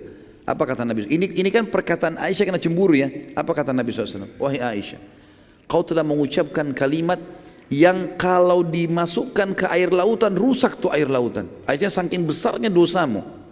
Maka Aisyah pun meminta maaf dan beristighfar kepada Allah. Permasalahannya di sini adalah hukum syar'inya. Waktu Nabi menegur Aisyah, itu hukum syar'i teman-teman, bukan cemburunya Aisyah ini. Bisa ditangkap ya? Kita boleh menyebutkan sebagai kisah, tapi jangan Aisyah yang disorotin radhiyallahu anha. Ini berarti memojokkan istri Nabi SAW gitu. Jadi perilaku beliau bukan sebagai sebuah hukum, tapi hukum adalah yang diterapkan oleh Nabi SAW. Dan ini sudah saya jelaskan di beberapa pertemuan tentang manajemen rumah tangga Islami di YouTube, tentang beberapa riwayat berhubungan dengan masalah cemburunya Aisyah radhiyallahu anha. Dan kita lihat dalam riwayat ini sahih, riwayat Bukhari, Aisyah tidak cemburu teman-teman sekalian di sini. Bahkan di depan matanya Aisyah radhiyallahu anha, Nabi SAW menikahi Juwairiyah. Dan Aisyah mengucapkan dalam riwayat Bukhari, setelah Nabi SAW menikahi Juwairiyah, di kemah diundang para sahabat, gitu kan? Maka seluruh sahabat berkata, ya Rasulullah, sebagai penghormatan terhadap pernikahan anda ini, kami bebaskan tawanan-tawanan kami. Maka satu suku semua dibebaskan. Aisyah yang meriwayatkan radhiyallahu anha riwayat Bukhari mengatakan, tidak ada wanita yang lebih mulia ya, dan juga berjasa kepada kaumnya dibandingkan Juwairiyah binti Al-Harith. Karena dengan menikahnya dia dengan Nabi SAW, maka sukunya semua bebas dari tawanan. Perhatikan riwayat ini teman-teman, bobotnya tinggi sekali. Seorang istri Nabi SAW yang selama ini cuma selalu dikenang cemburunya, ternyata di sini beliau meriwayatkan tentang pernikahan Nabi SAW. Bahkan kita temukan riwayat-riwayat yang menyebutkan tentang masalah mahar Nabi SAW dalam pernikahan, itu diriwayatkan oleh Aisyah radhiyallahu anha. Jadi di sini harus diperbaikin, harus betul-betul pada tempatnya. Sekali lagi, boleh kita sebutkan kisahnya, tapi jangan jadi tolok ukur hukum itu cemburunya, tapi hukum yang diterapkan oleh baginda Nabi sallallahu alaihi wasallam. Dan pada saat itu Aisyah pun radhiyallahu anha, dalam buku-buku sejarah disebutkan, jalan menuju ke Madinah, untanya bersebelahan dengan untanya Juwairiyah. Dan Aisyah menceritakan tentang hal-hal yang disukai dan tidak disukai oleh Nabi sallallahu alaihi wasallam. Sebagai istri sama-sama dia sampaikan, begini loh Rasulullah suka begini, Rasulullah tidak suka begini. Lihat bagaimana Aisyah radhiyallahu anha di sini bukan masalah cemburunya, malah Aisyah di sini mengingatkan madunya, begini loh istri suami kita. Nah, ini sebuah pelajaran yang penting sekali. Jadi jangan selalu teman-teman hal-hal yang buruk saja yang tahu dikenang dan akhirnya salah dalam penyampaian. Ada kejadian penting namanya kejadian kisah ifk, fitnah, perzinahan Aisyah pada saat pulang dari Bani Mustaliq ini. Waktu pasukan lagi istirahat teman-teman sekalian, turunlah Aisyah dari gerandahnya. Jadi biasanya tradisi pasukan muslimin, istri-istri Nabi kalau dibawa, kadang-kadang Nabi bawa 2 orang, kadang-kadang Nabi bawa 1, tapi yang jelas setiap perjalanan Nabi selalu bawa istrinya. Siapa yang Nabi ajak, maka itu yang diajak pergi gitu. Pernah Nabi SAW ajak Aisyah dengan Hafsah berdua, sampai Aisyah mengatakan, saya baru mengetahui ternyata khidmah saya, pelayanan saya terhadap Nabi ya kurang setelah saya lihat bagaimana Hafsah melayani Nabi SAW. Seperti itulah. Yang jelas setiap unta yang dipakai oleh setiap istri Nabi yang ada itu ditaruh di geranda, dan geranda ini bisa ditaruh di atas unta atau dipikul oleh 4 orang sahabat. Kebetulan waktu perang Bani Mustaliq itu dipikul oleh sahabat, gerandanya dipikul oleh sahabat, gitu kan. Kemudian Aisyah karena badannya agak kecil, dia katakan dalam riwayat, maka beliau radhiyallahu anha turun dan mengatakan dalam hadis Bukhari, pada saat pasukan lagi istirahat aku punya hajat, ya, pergi ke padang pasir menunaikan hajatnya, mungkin buang air kecil dan seterusnya. Yang jelas saya pergi ke sana. Kemudian saya pada saat pergi saya kembali ke pasukan, ternyata kalung saya jatuh. Saya pun kembali ke lokasi yang awal, gitu kan. Begitu saya kembali yang kedua kali, ternyata pasukan sudah tidak ada.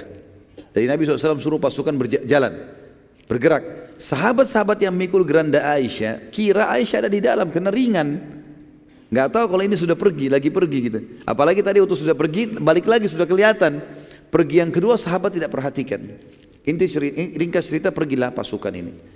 Kata Aisyah, aku pun tidak menemukan pasukan, dan pada saat aku sedang duduk di atas sebuah batu membuka cadar, ya, Aisyah menunggu pasukan ada nggak yang datang. Ada satu orang sahabat Nabi yang mulia namanya Safwan radhiyallahu anhu. Safwan ini sahabat yang dikenal sekali dengan kesolehannya, dengan kebaikan akhlaknya dan amanahnya. Sampai Nabi SAW letakkan Safwan di ujung pasukan. Setiap pasukan jalan, selalu Safwan paling belakang. Tunggu pasukan sudah hilang, udah nggak kelihatan, baru dia jalan lagi.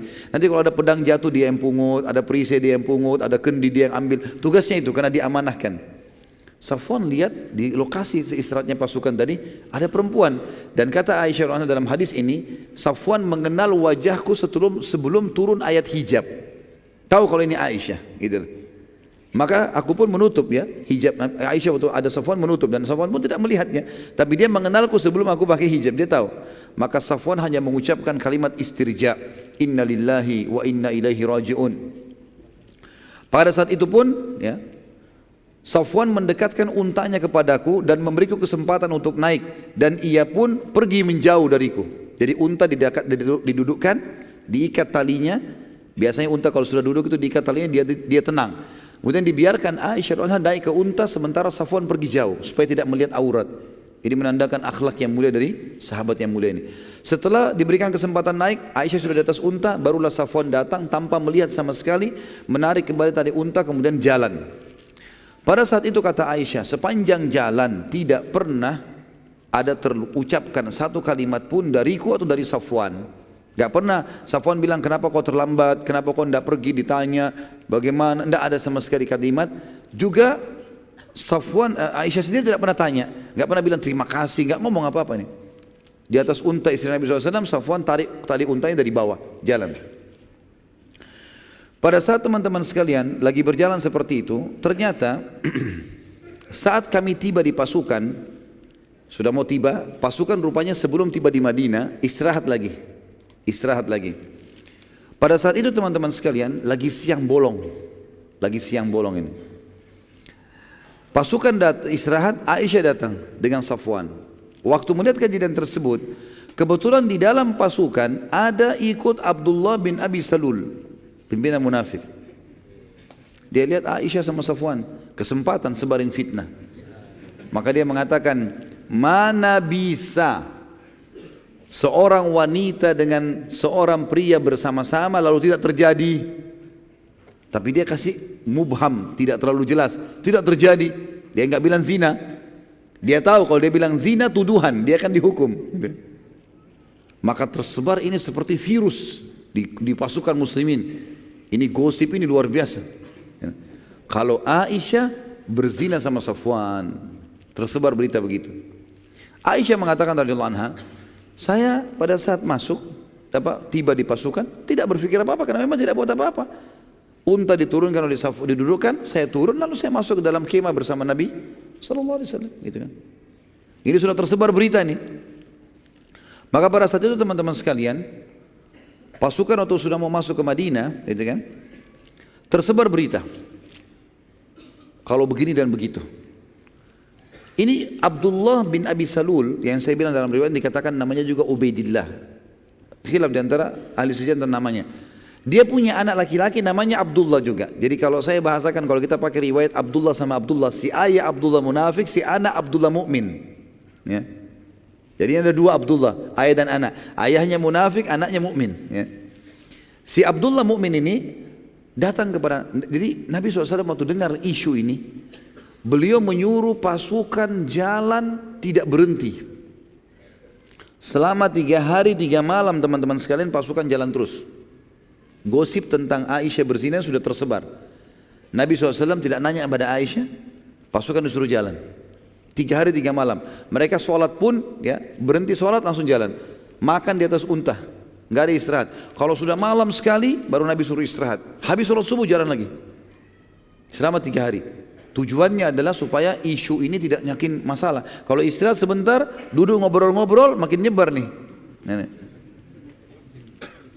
Rupanya waktu sudah dekat pintu Madinah, gitu kan? Nabi SAW pada saat itu teman-teman sekalian, sempat didatangi oleh seorang sahabat. Kalau tidak salah Zubair bin Awam, dia mengatakan, ya Rasulullah, kenapa anda begitu cepat jalan? Kenapa anda tidak istirahat? Kata Nabi SAW, belum sampai padamu apa yang disebutkan oleh Abdullah. Dia bilang, kenapa ya Rasulullah? Dia mengatakan begini dan begitu tentang keluargaku. Pintu gerbang Madinah sudah dekat. Gitu kan. Maka Zubair balik ke belakang. Rupanya Zubair sampaikan. Salah satu yang mendengar berita ini Abdullah, anaknya si munafik ini. Abdullah ayah munafik, Abdullah si anak mukmin. Abdullah mukmin dengar. Lalu dia datang kepada Nabi SAW, ya Rasulullah, sudah sampai ke telinga saya apa yang ayah saya lakukan. Kata si Abdullah mukmin, kalau anda mau membunuh ayah saya, jangan suruh orang lain, biar saya yang bunuh ya Rasulullah. Nah, ya. Ada alasannya dia bilang, karena kalau anda suruh orang lain yang membunuhnya dan saya nanti menemui saudara saya muslim membunuh ayah saya bisa marah, saya bisa bunuh juga dia. Jadi lebih baik saya yang bunuh ya Rasulullah, tugaskan saya. Kata Nabi SAW, tidak usah, biarkan saja ayahmu. Gak ada perintah untuk membunuh, tidak usah. Rupanya Abdullah ini penasaran, apa yang dia buat teman-teman sekalian? Dia henuskan pedangnya, dia berdiri Nabi kan di depan pasukan, ayahnya ada di belakang pasukan. Maka Abdullah berdiri di pinggir pasukan, jadi pasukan lagi jalan, dia berdiri di samping sambil pegang pedangnya dihenuskan. Dan biasanya orang kalau seperti ini nunggu musuh, gitu kan? Orang-orang semua lihat, kenapa Abdullah ini, ada apa? Orang nggak ngerti masalahnya. Tapi orang semua lewat, nggak ada yang ditahan sama Abdullah. Sampai ayahnya tiba. Begitu ayahnya tiba, lalu kemudian dia letakkan ya pedang di leher ayahnya. Dan dia mengatakan, rupanya waktu itu si munafik ini, si Abdullah munafik menyebarkan berita. Menyebarkan berita. Kalau ada masalah ini sebenarnya di sini. Ada masalah. Sebelumnya saya reviewkan dulu. Ada tadi yang saya terlupa teman-teman sekalian. Jadi di tengah jalan, waktu pasukan lagi istirahat juga, gitu kan? Sebelum kasus Aisyah datang dengan Safwan, ada yang saya lupa di situ. Rupanya ada dua orang, satu budaknya Umar bin Khattab, satu budaknya orang Ansar, lagi ngambil air di kali. Sekali lagi, ini terjadi sebelum Aisyah sama Safwan tiba di pasukan. Kita review kembali. Pada saat itu teman-teman, rupanya dua orang budak ini bertengkar. Rupanya ambil air, entah terjadi apa, clash di antara mereka. Waktu clash ini, gitu kan, mereka saling lempar air. Rupanya budak yang dari Umar bin Khattab dari Mekah ini, orang muhajir, dia henuskan pedangnya. Dia mengatakan, hai orang muhajirin, bantulah saya. Orang Ansar dengar itu, henuskan pedangnya. Hai orang Ansar, bantulah saya. Terkumpul di belakangnya budaknya Umar dari Mekah ini, orang-orang muhajirin, terkumpul orang Ansar. Dan ini orang baru pulang dari perang. Apa saja bisa memicu peperangan gitu kan. Dua orang ini, dua kubu sudah mau perang. Ada orang yang melapor kepada Rasulullah, ya Rasulullah begini kejadiannya. Maka Nabi SAW datang. Nabi mengatakan, apakah masih ada dakwah jahiliyah di antara kalian? Fanatisme rasis begini, sementara saya berada di tengah-tengah kalian. Kok masih ada yang mengatakan begini dan begitu? Karena ini mau perang ini. Tinggalkan karena ini membinasakan kalian. Berhenti, bubar semua.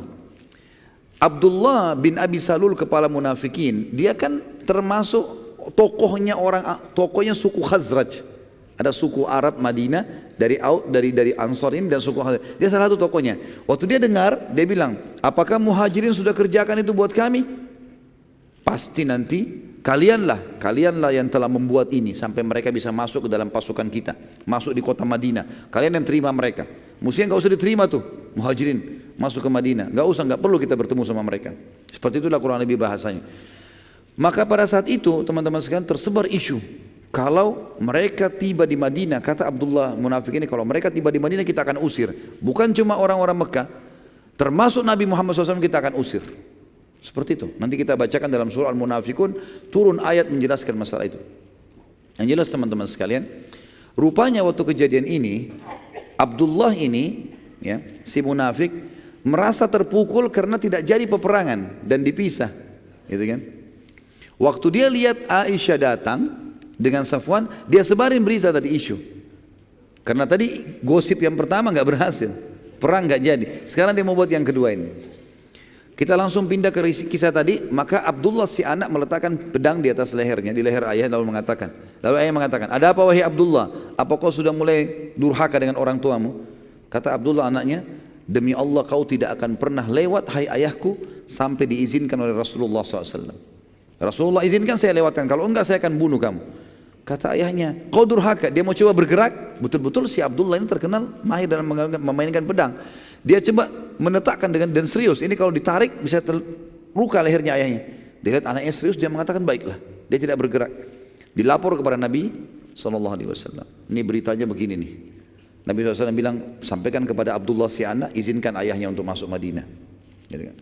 Ringkas cerita sudah selesai ini teman-teman sekalian. Masuklah ke Madinah.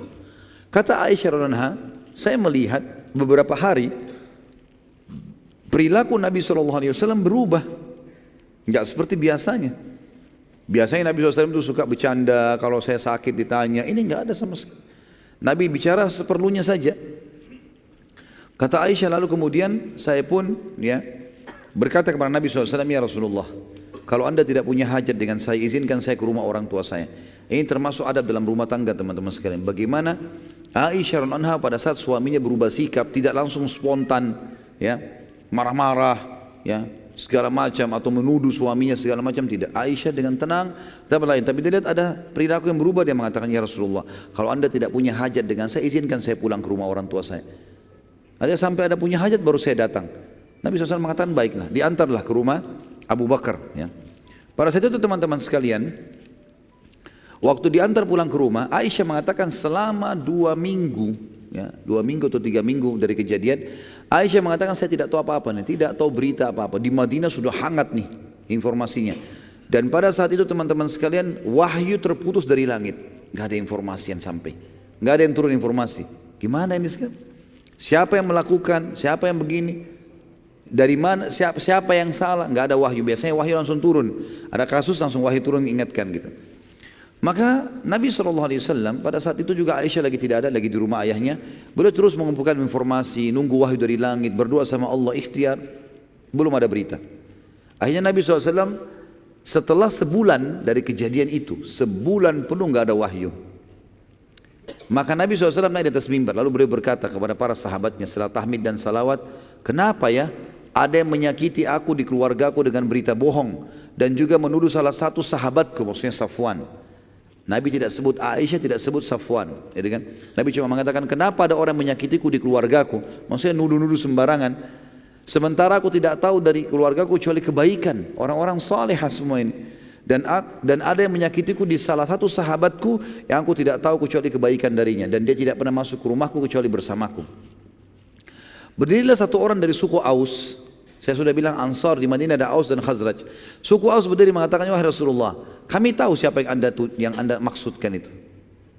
Abdullah bin Abi Salul dari suku Khazraj. Kami tahu siapa yang anda maksud, yang memfitnah keluarga anda ini. Perintahkan ya Rasulullah, kami akan tebas lehernya. Sudah selesai. Ini orang penyebar fitnah, kita habisin saja. Kebetulan Abdullah bin Ubay bin Salul, pemimpin munafik dari suku Khazraj, suku yang satunya. Dan Aus dan Khazraj dulu sebelum Islam sering berperang, sering berperang. Maka berdiri Sa'ad ibn Ubadah, kebetulan Sa'ad ibn Ubadah dari suku Khazraj. Lalu dia berdiri, dia mengatakan, dia tunjuk orang Aus tadi, sahabat dari Aus, ya. Demi Allah kau tidak katakan itu kecuali karena kau tahu dia dari suku kami. Kita sama-sama tahu siapa yang buat salah ini. Tapi kau ucapkan itu mau nebas lehernya karena kau tahu dari suku kami. Kalau dari sukumu kau pasti akan diam. Jadi sahabat mulai ribut nih. Berdiri lagi dari Aus, pemimpinnya namanya Usaid bin Khudair, sahabat Nabi yang mulia yang kalau baca Quran sampai malaikat datang mendengarkan bacaannya. Dia berdiri mengatakan, ya Rasulullah, dia mengatakan, demi Allah kau munafik. Ditunjuk Sa'ad bin Ubadah. Ini dua-dua sahabat yang mulia ini. Kau yang munafik, ya, karena kau membela dia, membela maksudnya si Ubaidillah. Maka hampir terjadi peperangan, bersitegang di masjid. Nabi SAW tidak melihat tidak ada solusinya ini. Maka beliau pun turun dari mimbar mengatakan sudah bubar, gak ada masalah, kita tidak bahas lagi, bubarlah. Akhirnya Nabi SAW mengambil sebuah keputusan mutlak. Beliau akhirnya mendatangi rumah Abu Bakar setelah sebulan kejadian ini. Nah sebelum Nabi SAW datang ke rumah, kurang lebih 3-4 hari sebelumnya, Aisyah mengatakan, saya pernah punya hajat mau keluar rumah. Zaman dulu orang tidak ada WC di rumah, tidak ada kamar mandi, mereka ke padang pasir. Waktu saya mau keluar hajat, ada WC umum untuk perempuan, ada buat laki-laki. Saya mau ke tempat umum, ternyata ibunya Muslih bin Abi Muslih, sepupunya Abu Bakar yang tadi kita ceritakan diputuskan nafkahnya itu lewat, dan dia tahu kalau anaknya ini Muslim yang menyebarkan isu, yang menyebarkan berita yang tentang fitnahnya Aisyah. Maka ibunya Muslim gemetar lewat di sebelahnya Aisyah. Aisyah sambil santai jalan. Kemudian tiba-tiba pada saat dia keinjak kain bajunya ibunya Muslim, pas dia mau jatuh dia mengatakan, habislah hidupnya Muslim. Seperti itulah bahasanya. Kata Aisyah, kenapa anda mendoakan anak anda buruk? Kata ibunya Muslim, apa anda tidak tahu hai Aisyah apa yang Muslim sudah katakan tentang anda? Kata Aisyah, tidak, saya enggak tahu sama sekali, saya enggak ngerti apa-apa. Akhirnya ibunya Muslim ceritakan, telah tersebar berita waktu kau diunta sama Safwan, kau datang di pasukan katanya kau berzina dan panjang lebar diceritain. Kata Aisyah, pada saat itu hajat saya hilang, udah enggak ada keinginan lagi mau ke WC, mau kan enggak ada lagi, karena selama ini enggak tahu beritanya kan, enggak tahu.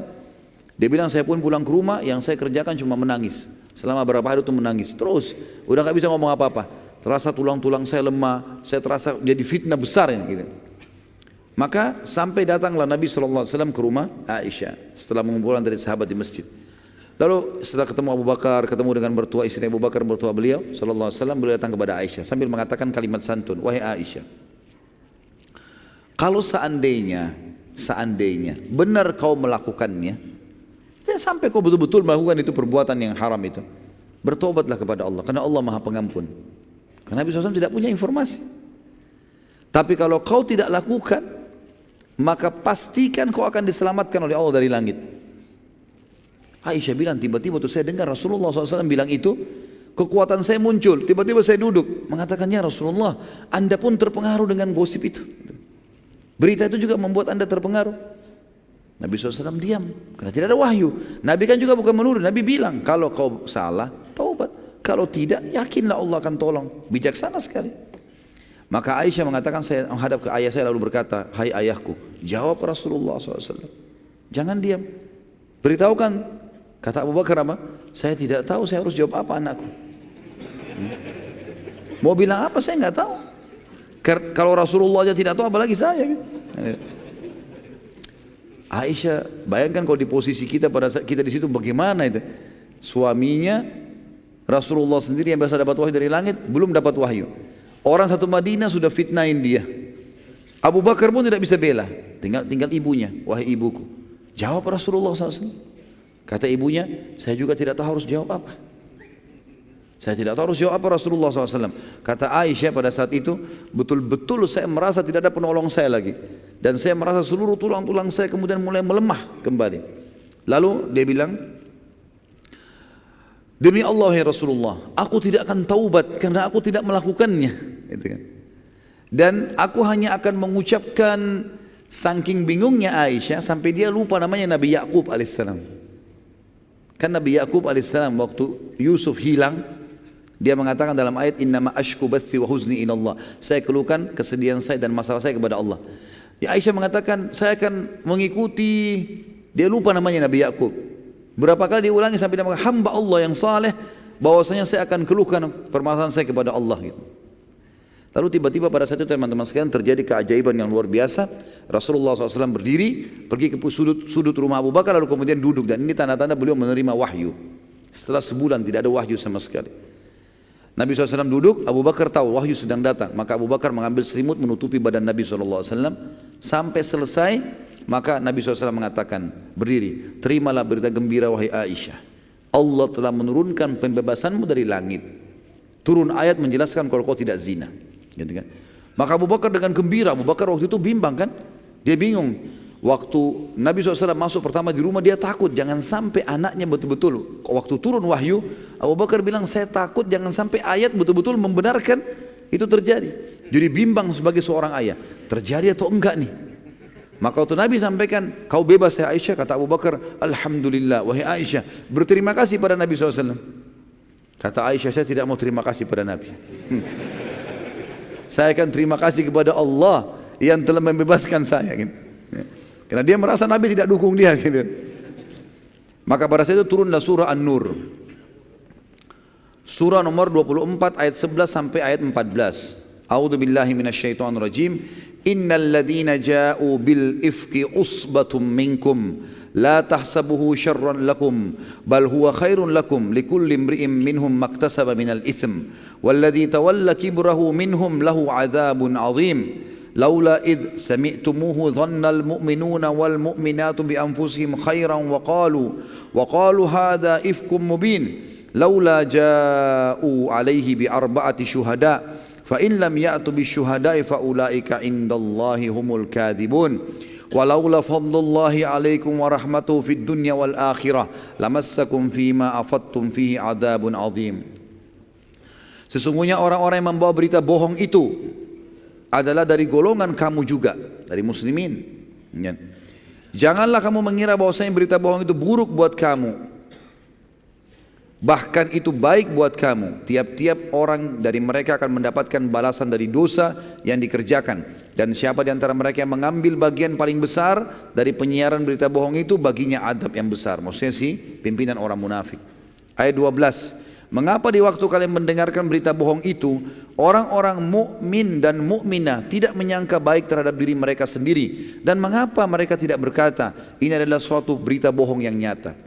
Khusus ayat 12 ini teman-teman turun kepada seorang sahabat namanya Abu Ayyub al-Ansari radhiyallahu anhu bersama istrinya. Dan itu tersebar gosip fitnahnya, ya, zinanya Aisyah. Maka sempat istrinya Abu Ayyub bertanya, wahai Abu Ayyub, bagaimana pendapatmu tentang gosip itu, tentang berita itu? Kata Abu Ayyub, wahai istriku, kira-kira menurut kamu siapa yang lebih baik, kamu atau Aisyah? Dia mengatakan Aisyah. ketahuilah bahwasanya Safwan lebih baik daripada aku dan Aisyah lebih baik daripada kamu. Tidak mungkin. Lalu sebelumnya gini, Abu Ayyub bilang begini, wahai istriku, apa kau kira-kira bisa berzina enggak? Kira-kira dalam kondisi imanmu sekarang, kau bisa selingkuh enggak? Dia bilang tidak. Terus kata Abu Ayyub, kalau saya kira-kira bisa selingkuh enggak menurut kamu? Dia bilang tidak mungkin. Dengan keimananmu enggak mungkin. Lalu kata Abu Ayyub, Safwan lebih baik daripada saya dan Aisyah lebih baik daripada kamu. Berarti tidak mungkin mereka berzina, seperti itulah. Maka ayat ini turun menjelaskan. Kata Allah SWT, mengapa di waktu ya mendengar berita bohong itu orang-orang mukmin dan mukminah tidak bersangka baik pada diri mereka sendiri dan kenapa mereka tidak berkata ini adalah suatu berita bohong yang nyata. Jadi kalau ada gosip tentang seorang tokoh muslim dan itu bohong, kita harus bantah, nggak boleh diam, jangan ikut-ikutan gosipin, gitu kan. Ayat 13, mengapa mereka yang menuduh itu tidak mendatangkan 4 orang saksi yang mengatakan Aisyah zina sama Safwan, datangkan 4 orang saksi. Harus syaratnya dalam Islam kalau orang menuduh orang zina harus 4 orang saksi, 4-4-nya menyaksikan tempat yang sama, baju yang sama, waktu yang sama. Kalau yang satu lihat pagi, yang satu lihat malam nggak jadi. Yang bawa jadi saksi kalau cuma 3 orang atau 2 orang dicambuk mereka. Nggak bisa, harus 4 saksi. Oleh karena itu mereka tidak mendatangkan, oleh karena mereka tidak datangkan saksi, maka mereka di sisi Allah adalah pendusta. Ayat 14, sekiranya tidak ada karunia Allah dan rahmatnya kepada kaum semua, kepada kamu semua di dunia dan di akhirat, niscaya kalian akan ditimpa azab yang besar karena pembicaraan tentang berita bohong itu. Izinkan saya teman-teman tutup dengan yang terakhir, karena kita akan usahakan, saya usahakan malam ini selesaikan suku-suku yang menyerang Madinah ini, dan kita akan masuk insya Allah pertemuan bulan depan di perang Khandak ya, karena tinggal satu lagi dan ini cuma pendek saja, perang Badar kecil ya. Tentu tadi kisah Ifk sudah selesai, alhamdulillah sudah selesai, dan ini pembebasan Aisyah radhiyallahu anha dari langit ketujuh ya, tentang bebasnya beliau dari zina. Dan ada beberapa orang sahabat ya yang sempat menyebarkan gosip dan dicambuk, termasuk Muslim bin Abi Muslih sepupunya ya Abu Bakar, kemudian juga ada Hamna binti Jahash, iparnya Nabi SAW, perempuan ini, saudaranya Zainab binti Jahash, ini juga dihukum, dicambuk karena menyebarin gosip gitu kan. Sementara Abdullah bin Abi Salul selamat dari cambukan karena dia tidak sebutkan zina. Dia kan mengatakan mana ada laki-laki dan perempuan lalu tidak terjadi, begitu saja. Nah, ini punya keterampilan dia dalam menipu. Ternyata orang-orang yang bumbuin, yang sebarin, oh zina, sampai ke zina. Dan ingat teman-teman, menitipkan kata-kata pada orang pasti bertambah. Dalam pepatah bahasa Arab dikatakan, kalau kau titipkan emas pada orang pastikan tidak bertambah, tapi kalau kau titip kata-kata pasti bertambah. Kalau emas ini 10 gram ya, 10 gram begitu terus, nggak mungkin dia mau sedekah tambah. Kalau dia kurangin mungkin, tapi kalau kata-kata itu ditambah semua, bumbunya banyak. Jadi kalau antum lagi nyampaikan sesuatu jangan bilang jangan sampaikan orang ya, pasti disampaikan nanti. Kurang lebih seperti itulah. Yang jelas yang terakhir teman-teman sekalian adalah perang Badar kecil atau perang Badar akhir di bakasan lain. Abu Sufyan sempat menantang Nabi SAW untuk bertemu di Badar di bulan Sya'ban tahun 7 Hijriah. Di bulan tadi kan tahun 5 terakhir ya, tahun 7 Hijriah. Sebagian ulama mengatakan ini terjadi tahun 5 Hijriah, bulan Sya'ban tahun 5 Hijriah gitu kan. Karena memang tadi masih tahun 5 kurang lebih kejadian, yang benar tahun 5, maaf, jangan usah tulis tahun 7 ya, tahun 5 Hijriah.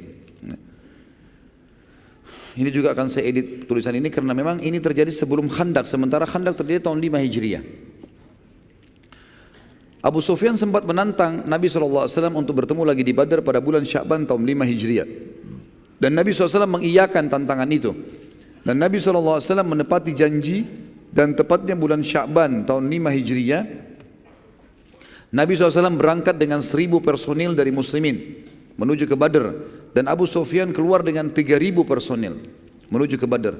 Namun pada saat tiba di wilayah namanya Mujannah dari arah Az-Zahran, masih dekat Mekah, Abu Sufyan tiba-tiba khawatir dan takut dikalahkan oleh muslimin. Maka ia pun mencari alasan untuk membatalkan peperangan, dan dia mengatakan ini kan musim peceklik.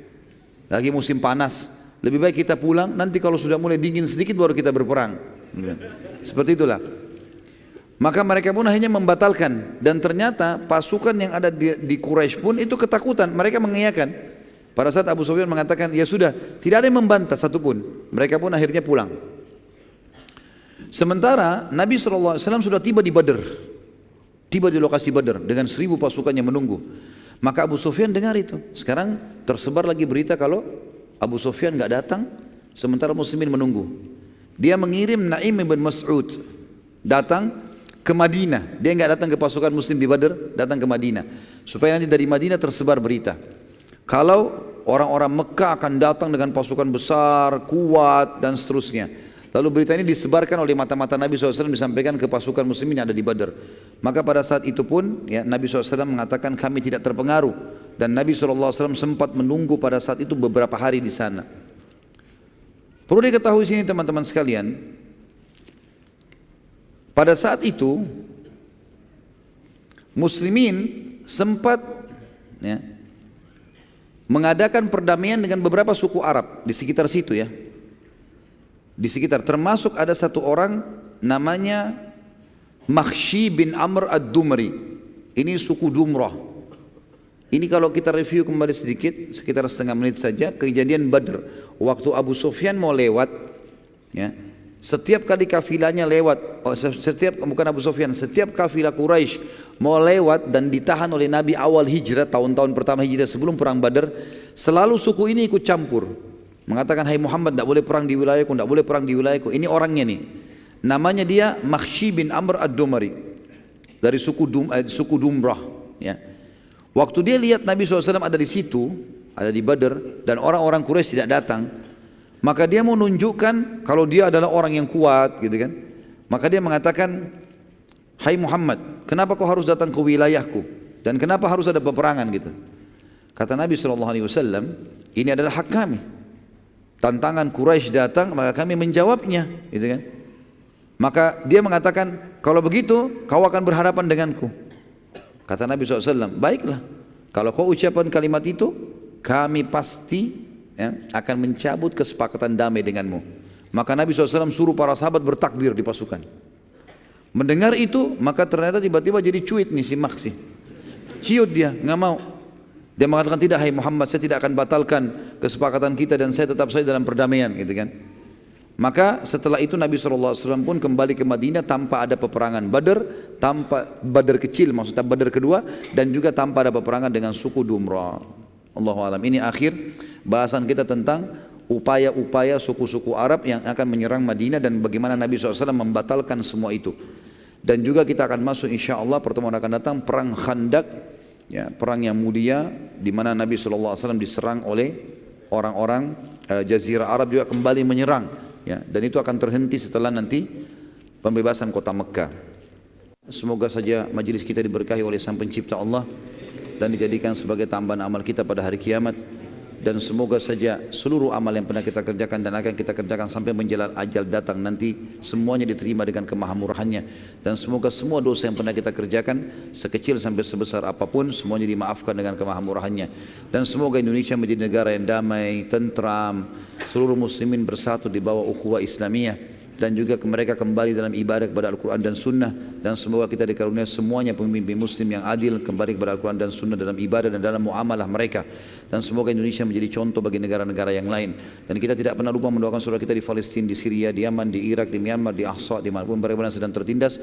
Semoga Allah ikhlaskan niat mereka, terima para syuhada mereka, mulakan Islam di tangan mereka dan tangan kita semua. Dan semoga Allah partisipasikan kita bersama mereka di pahala, baik dengan doa, dengan harta, juga dengan jiwa kita. Dan semoga Allah dengan kemahamurahannya menyatukan kita semua di surga firdausnya tanpa hisab. Sebagaimana yang selalu kita di majlis ilmu yang mulia ini. Kalau ada benar dari Allah, para saudara saya mohon dimaafkan. Subhanakallahumma wa bihamdika asyhadu an la ilaha illa anta astaghfiruka wa atubu ilaik. Wassalamualaikum warahmatullahi wabarakatuh.